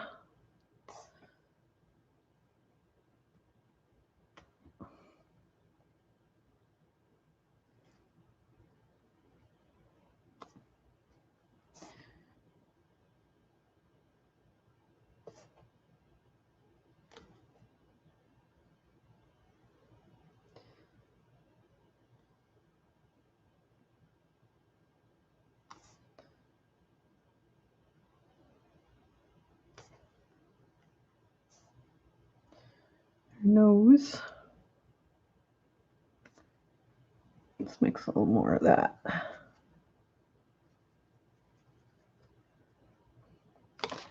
See what color I got. A little bit more red. There we go.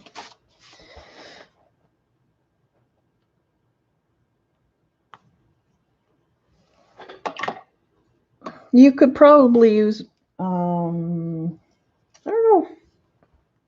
I don't know if watercolor would work. Acrylic ink would. You could use acrylic inks on this.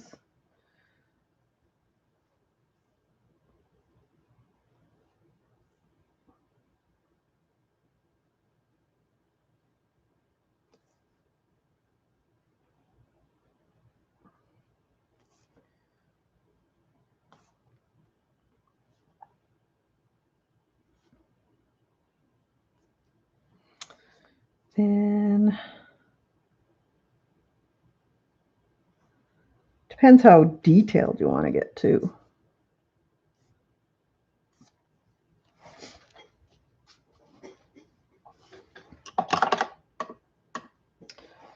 So if you really want to get detailed, then you're going to have to use a really small brush. All right, so let's see what color. You could do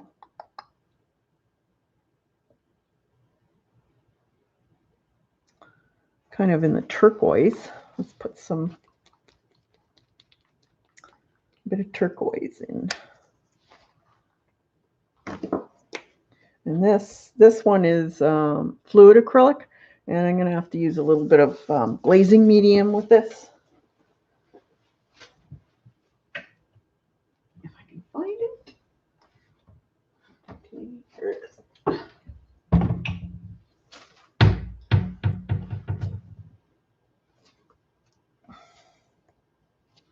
Okay. It's clogged.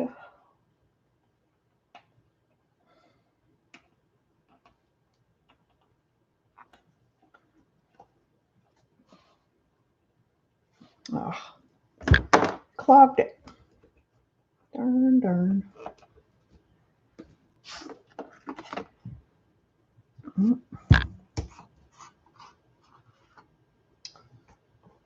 Pour a little bit in.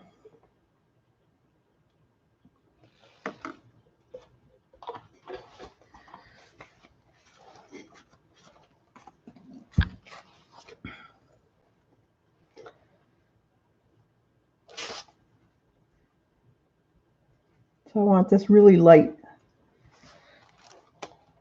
So I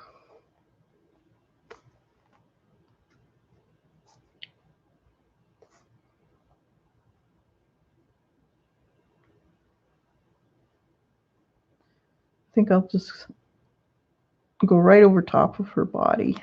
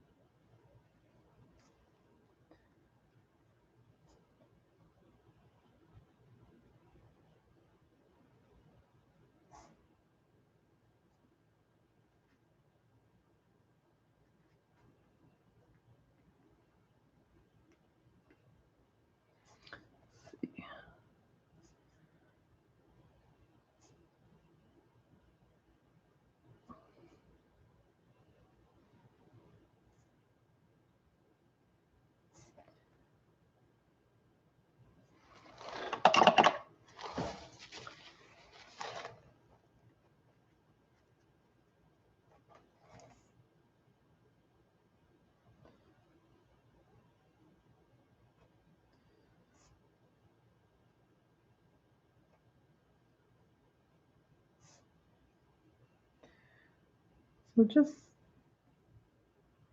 go over top all the white because she's going to be a kind of a turquoisey color.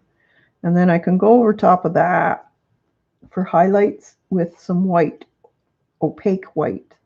Even a paint marker would work. And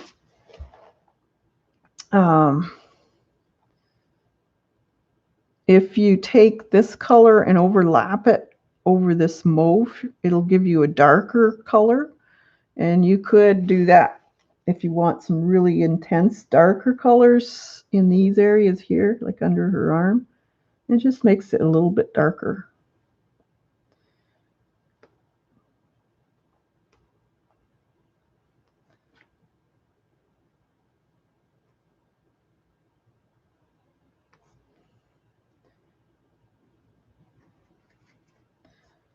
See,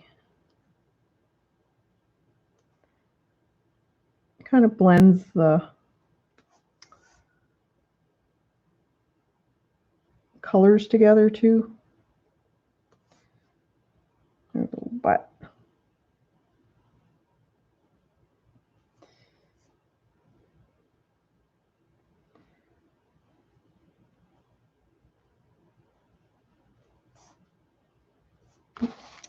wasn't dry yet. Taking it away.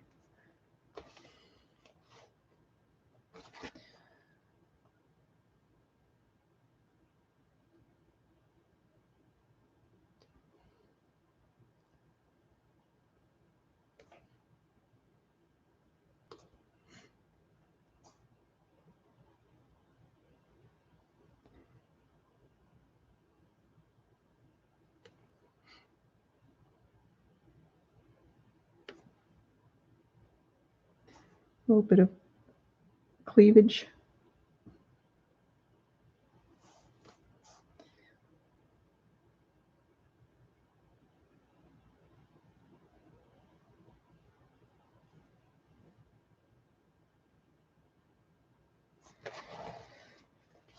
And then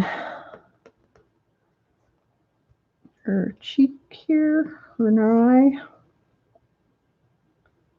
under her nose.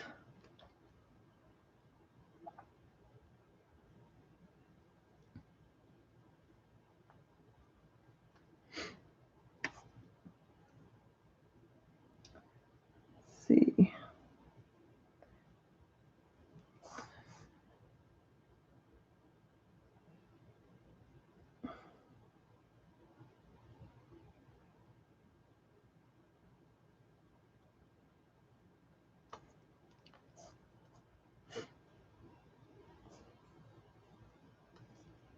Ooh, that's bright.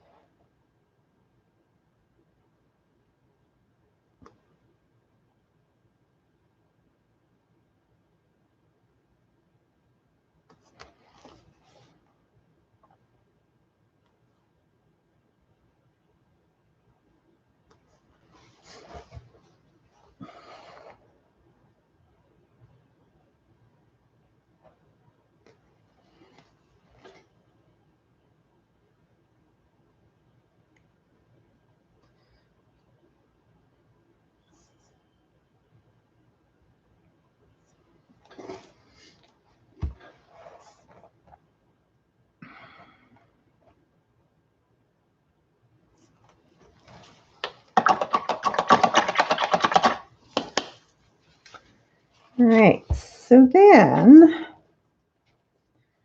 her hair, I think I'm gonna make it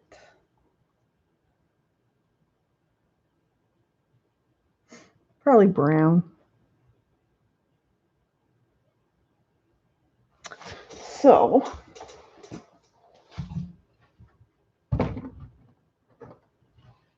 now sepia here.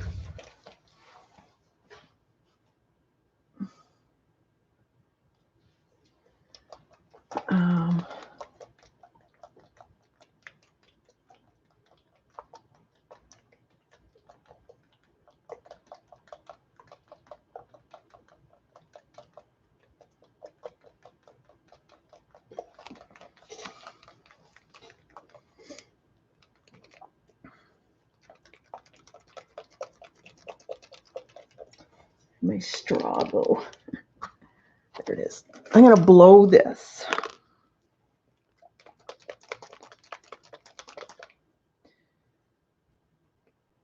And let it drip.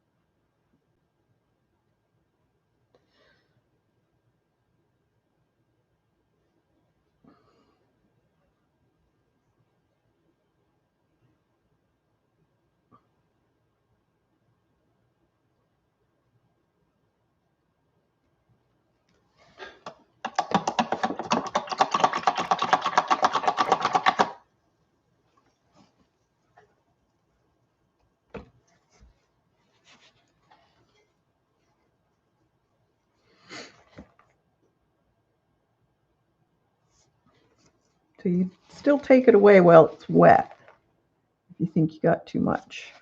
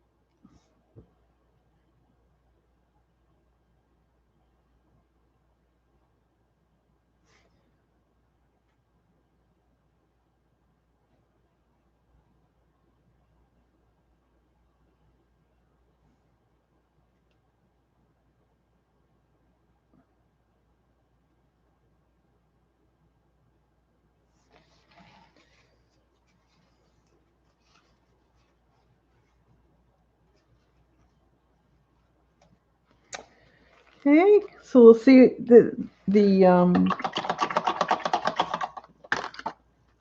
high flow. This is a sepia. If you mix a little bit of the glazing medium with it, it'll kind of stay in its place. It won't go all over the place. So it's kind of neat that you can play with tonal value that way with your brush, making the hair. And then later on, I could also take a pen and make some little finer, detailed hairs in it.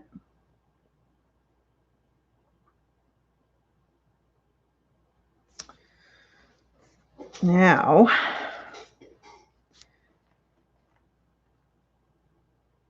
I think her wings are going to be, let's see,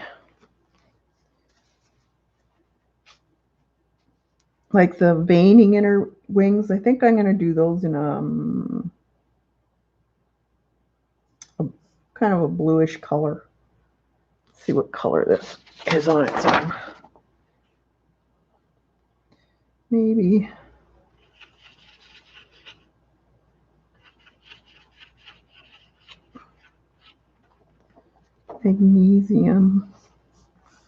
manganese blue color.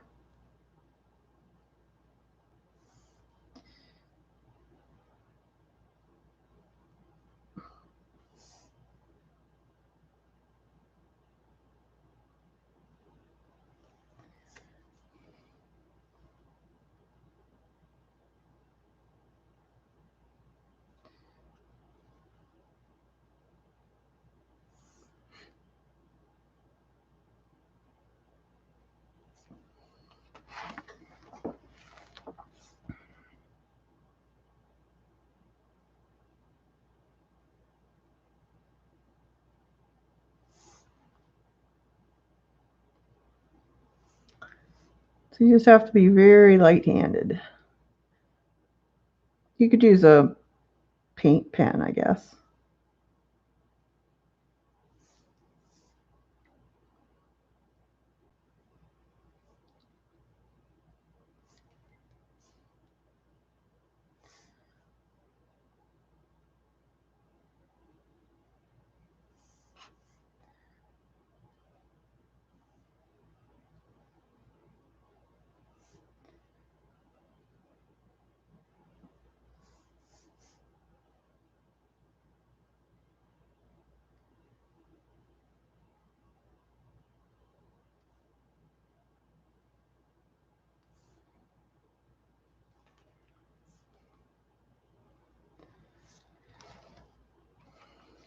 All right.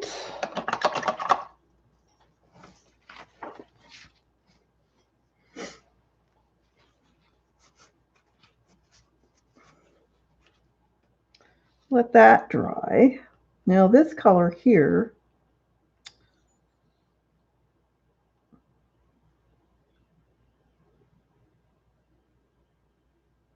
we could put a on the rest of her wings a really, really light color of what's that called? Interference paint.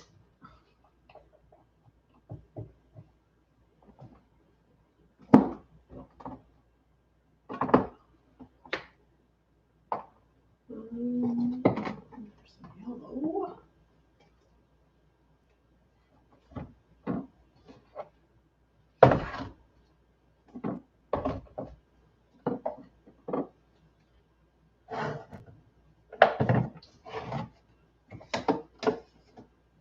Huh.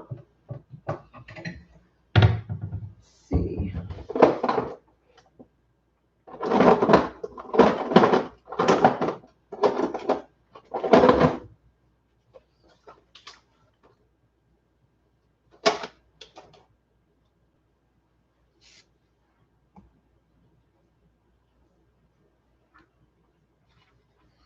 I know I've got some somewhere. Where would I put that?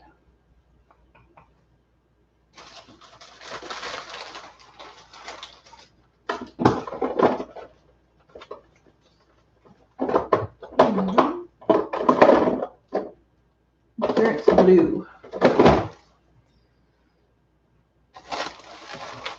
So you'll only see this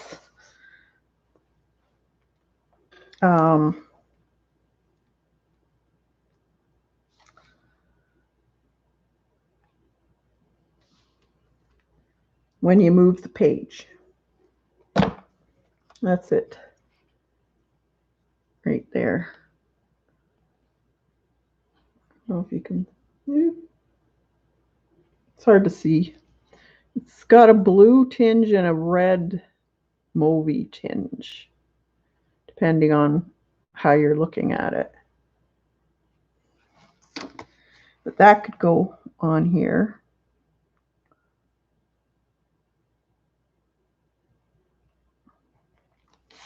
Let's see. It's very, very subtle. I don't know if you can see it. There.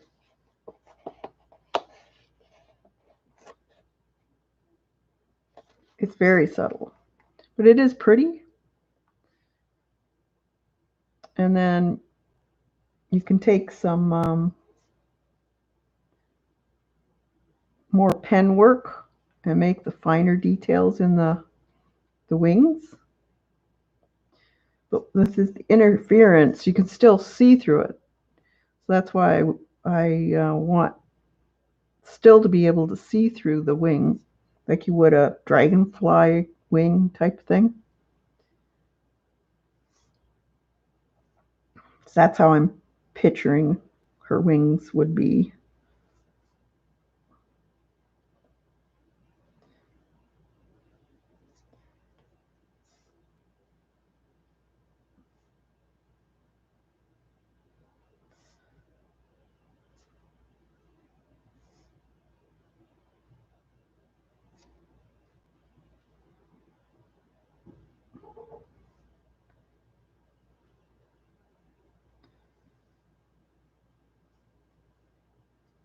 Actually, I'll go over the blue too. It makes that color kind of interference too.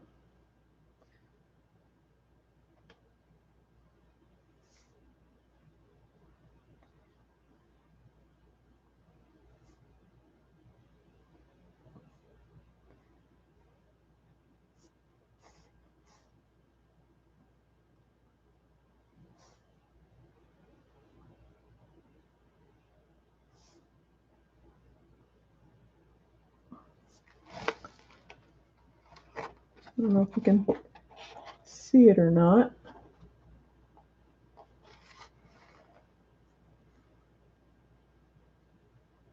Yeah, stick a little blue in there. See what it does.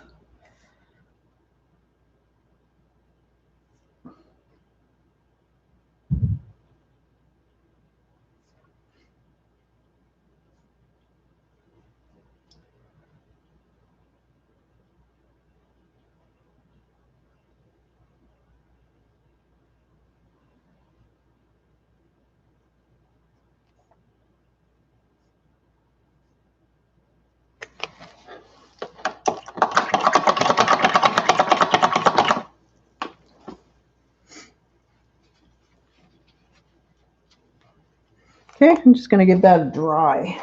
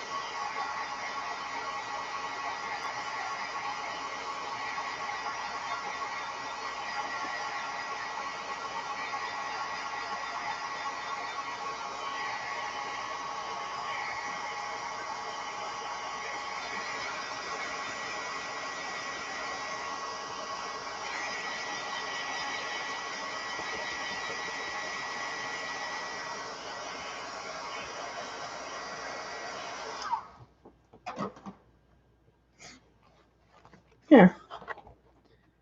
So now if I want to, I can go back over it again with more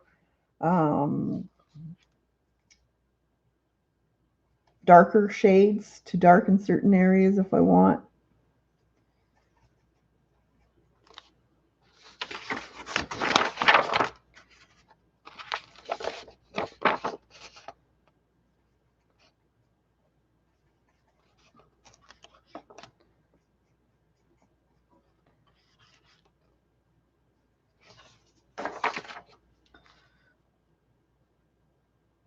Still want a little darker under here.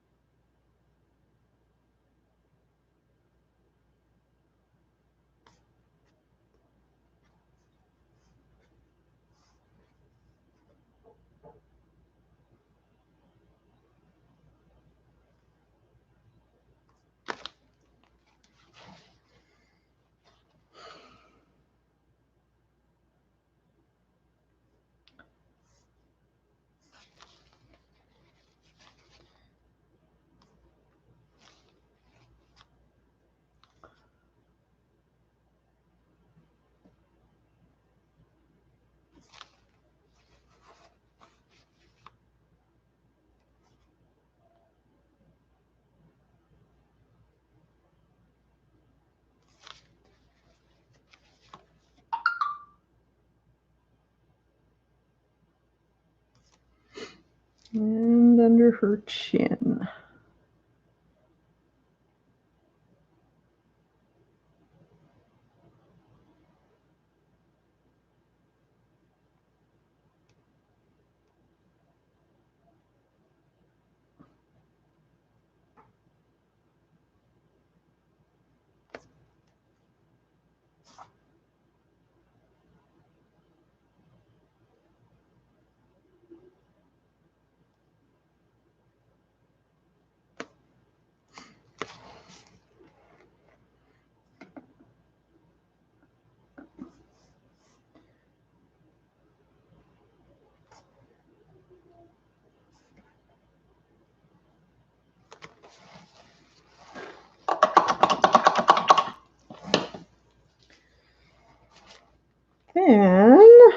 see.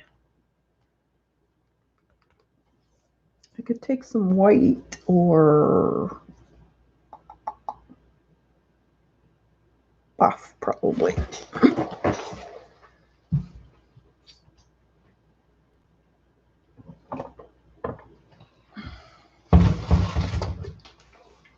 A little bit of a titanium buff for some highlights.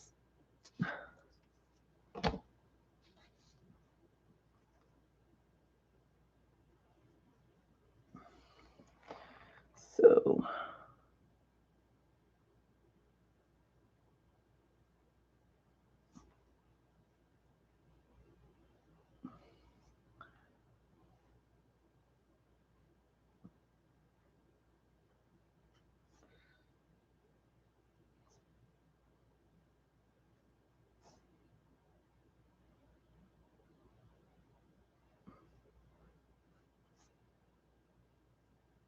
probably can't see it all that well.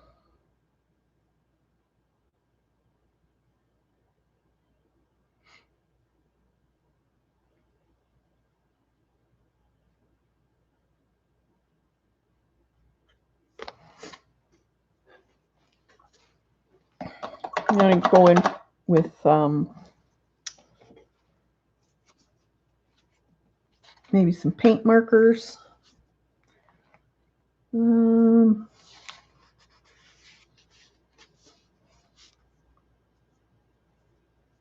What else?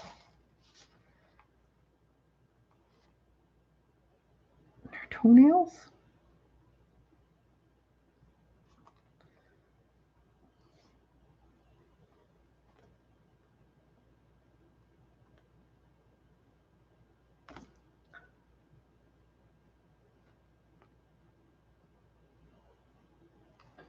Depends how crazy you want to get.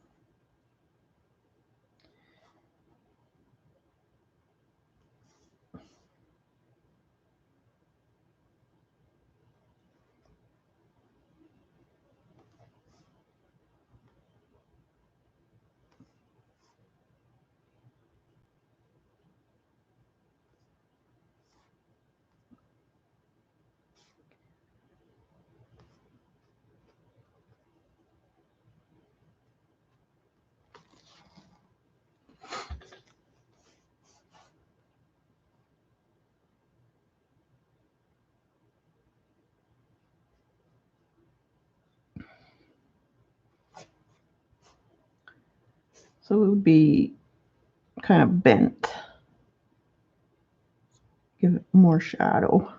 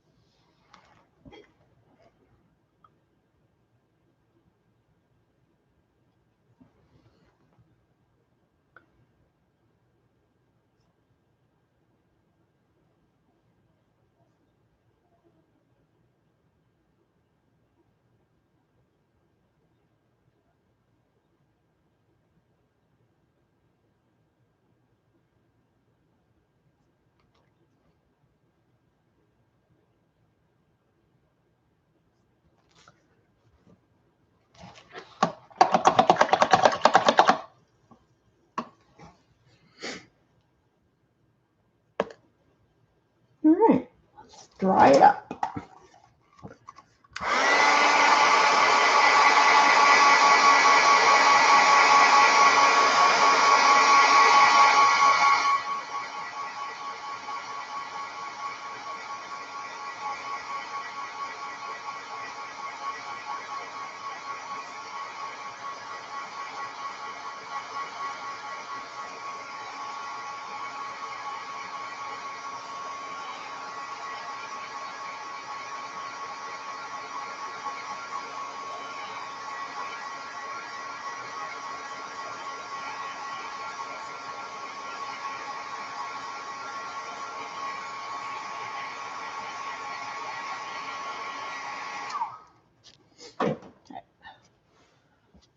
Okay, let's look at chat. Dorothy's key still locked. Elaine, Cass, I missed the color of the interference paint. It was, oh, no. Interference blue fine. It doesn't have to be golden. You could get the interference from your craft paint, because they're all, any interference paints or two-tone paints are usually transparent anyways. So get as, because you don't use, well, at least I don't use them that often, so there's no point in getting real expensive ones. Just get the craft one. These ones I have are like very old. I've had them for years and years and years.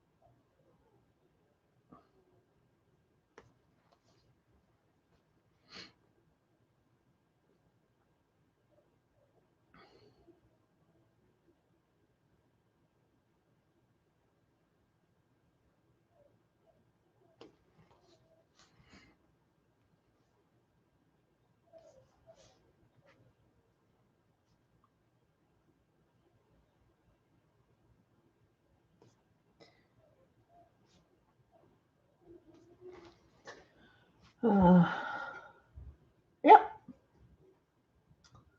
Let's see. The fairy looks like a little stinker. She is, Mark. That's why she got squashed. She was misbehaving, teasing. She got caught. I was just looking at joining, and I was wondering what kind of paints do I need. Is that for here, Mark? Just whatever you have. I will always give you alternatives if you don't have what I've got. So you don't have to get artist quality. You can use craft paint. And you can also use watercolor, whatever you've got is fine. And I use gesso and matte medium.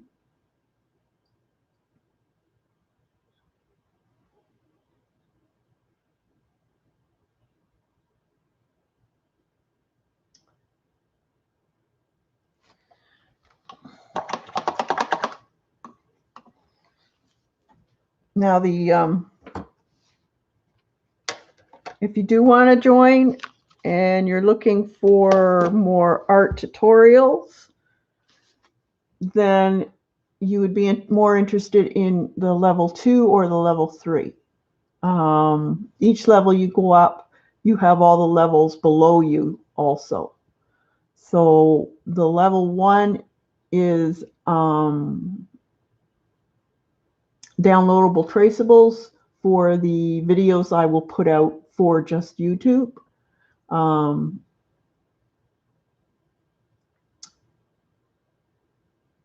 lot of times it'll be not necessarily the full length version. It'll be edited. So if you want the full version, you'll have to go to the level 2. But you get enough information from the YouTube version, not the membership version. So you can use the traceables for that.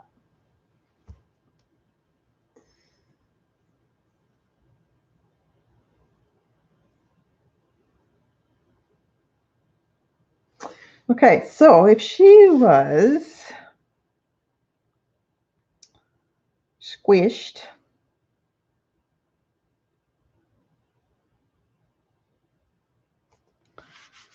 she would probably, although we have lots of fluid here, I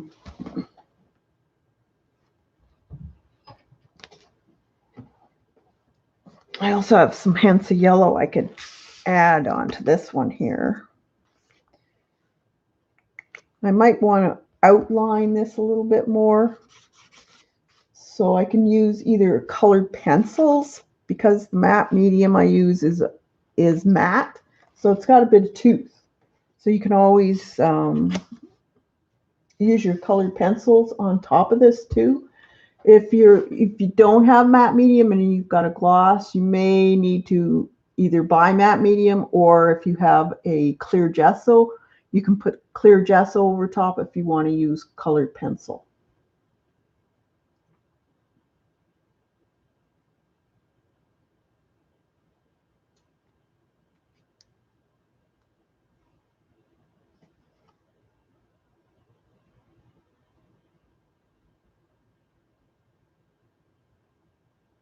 Oh, I can't. Candy. So you want the more stuff to learn besides the traceables. That's great.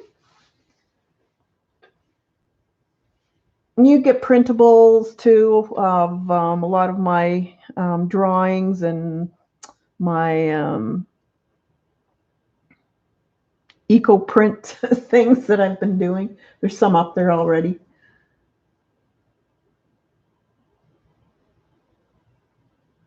Thanks for joining.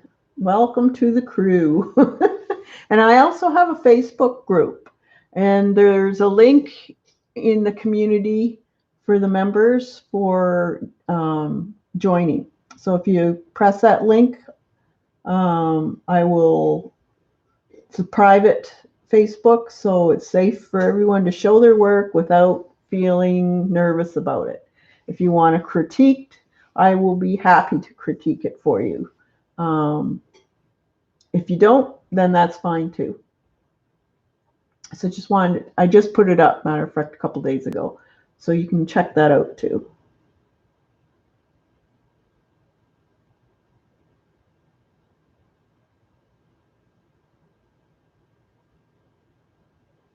Oh, great, Candy. I still can't get through to the community link from my iPad. Oh, you need to go through. Are you going through the Chrome or Safari? You have to do that. You can't go through your Apple app. Eileen, what did you just go and buy? Did you go buy a bunch of stuff?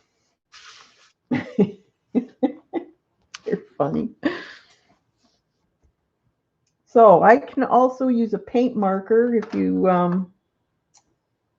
let's see, if you got any acrylic paint markers like these, you get them in fairly fine. You could also use these pit pens on top of acrylic. I know some people say, no, you shouldn't use it, but I do. I just wipe my pens or markers off. So this one's shock brown, extra fine, and it's an acrylic water-based. I can't read it. Montana markers. These are great to have too, because you can do some fine work on, you know, flyaway hairs or whatever you want.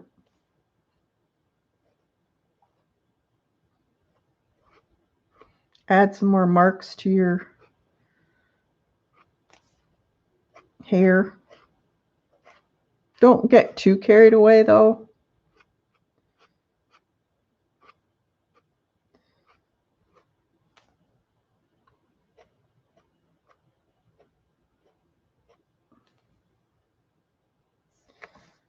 Just add a few.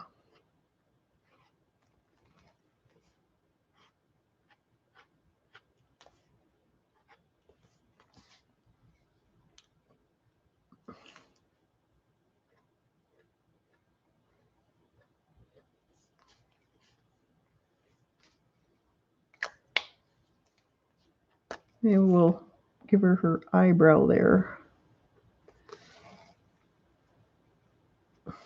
Give her a worried look. Get them in all colors too. I don't have a whole lot of them, but here's the white Faber-Castell. So I can do a little bit of highlighting on the cheek. Maybe right here.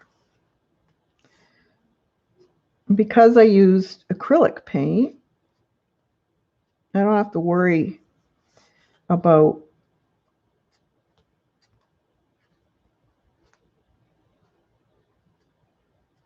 the paint seeping through it.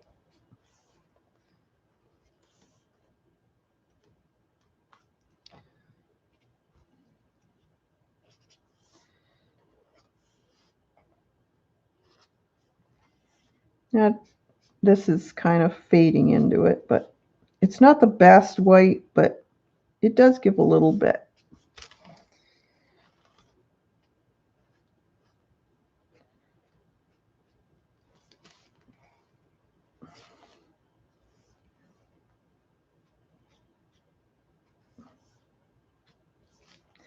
Maybe your nose and the top of her brow.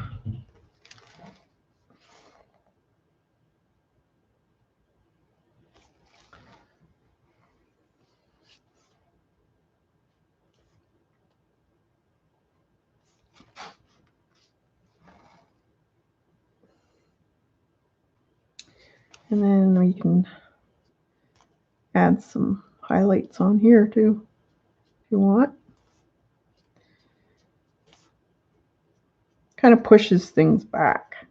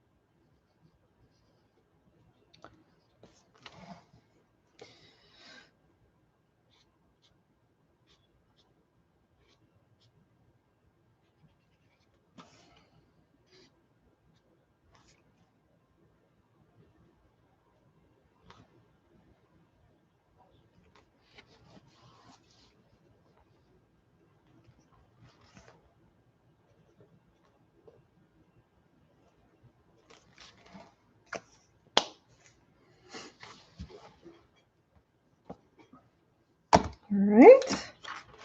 And then I take, let's see if I can use pencil crayons on there. Some brown or green.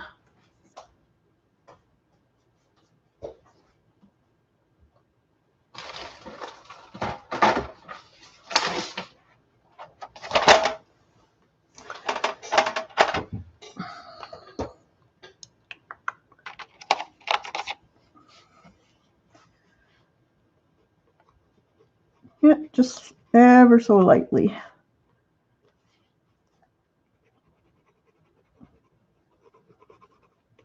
Just enhance it a little bit where the darker areas are.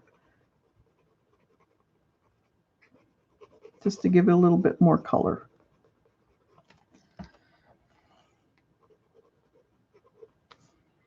Because the picture is more about the fairy than the leaves, but we still want these to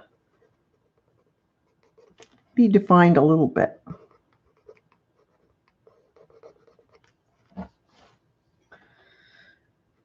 And right here.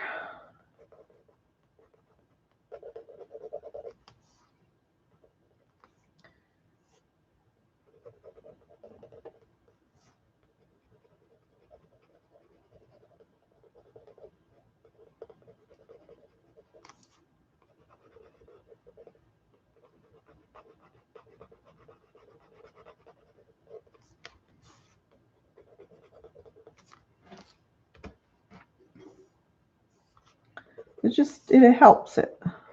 Just gives it a little bit more definition.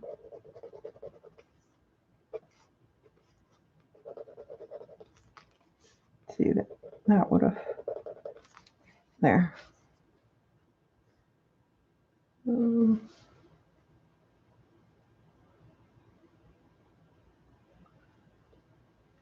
What are you guys talking about? I bought some thin liquid acrylics the other day. I hope they are the nicest I've heard, but yeah, goldens are nice, but you never know.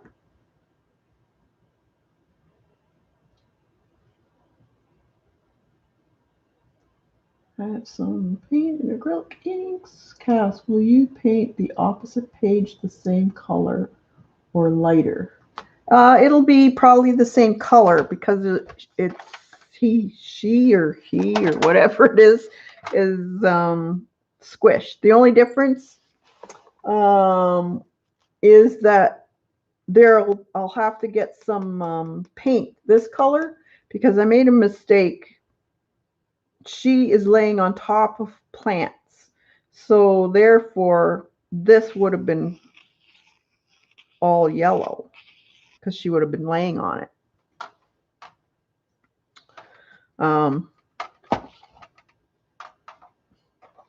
Let's see. This looks kind of weird, I know, but this is her leg here. So it goes up like that. That's her butt. And then her legs comes in like this. So it'll just have to be this, draw the same areas.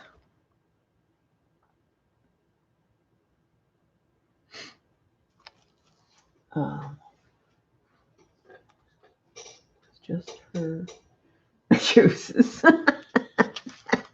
Yeah, you know, well, she's kind of looking a little gray. She's pressed. Well, you know, yeah, we'll just emphasize her hair. So I'll have to probably, if I want to get the exact same print as this one, I'm going to have to either take a photocopy of this and trace it onto this side. Depends how crazy you want to get.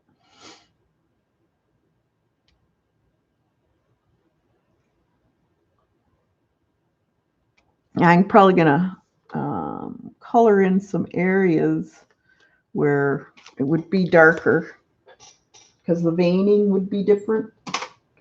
Let's see.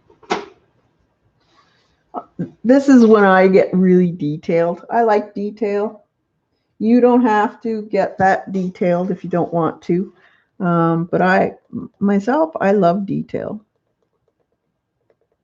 So I like to do very finicky lines and whatnot.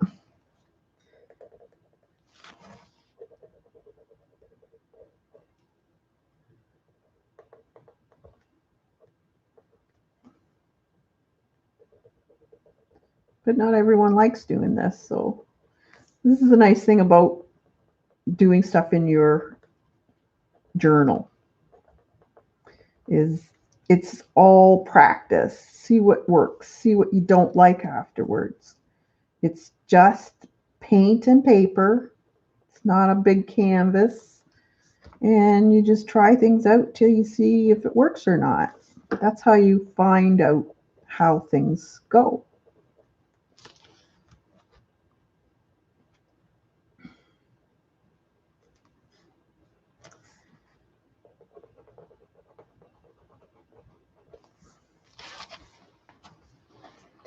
Yeah, so I'll probably play with this and do the other side, and then I'll post it on um, probably Instagram for everyone to see, and also in the community and Facebook once it's done.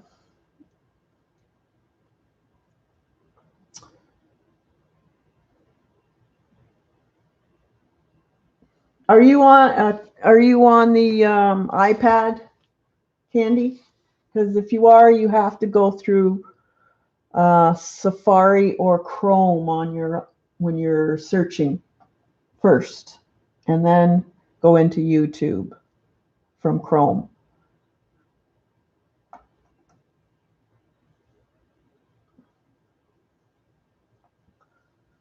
Is Debbie here? She knows how that all works.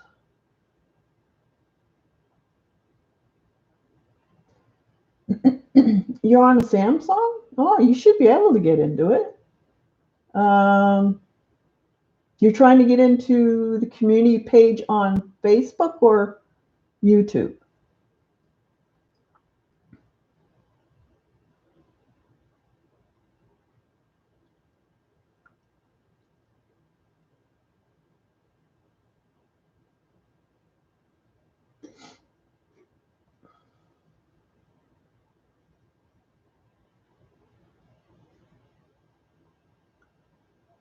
Oh,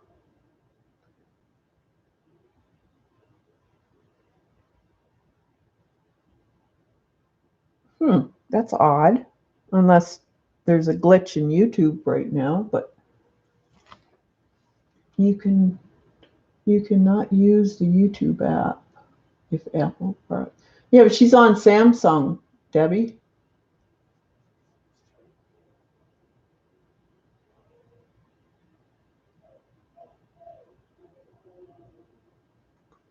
Um, maybe you'll have to go out of YouTube and come back in and then go on my channel. Are you I think you'd have to be subscribed to me.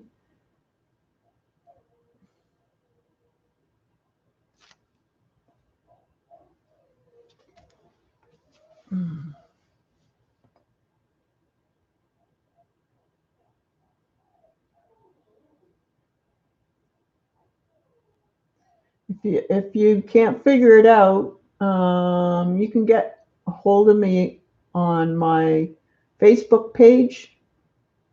It's just Kathy Arbor on Facebook, and anyone can look at my regular Facebook page. So you can message me there or on Twitter. It's Kathy Arbor on Twitter also. Okay, yeah, let me know because that's very strange. Because there's no, you've already um, been approved, so I don't know. They should work, but You may need to refresh. You just joined. Oh, okay, yeah, that's what I thought. Yeah, maybe it is that, Deb. Thanks. All right, guys, I gotta go and feed my dogs because they are whining upstairs. And I will finish this and post it when I'm done. It may not be today. It'll be probably by the weekend. And then stay tuned for some paint videos coming up for level 2 and some awesome art journaling pages that I've got going for level 3. So you guys have a fantastic evening and we'll see you later. Bye for now.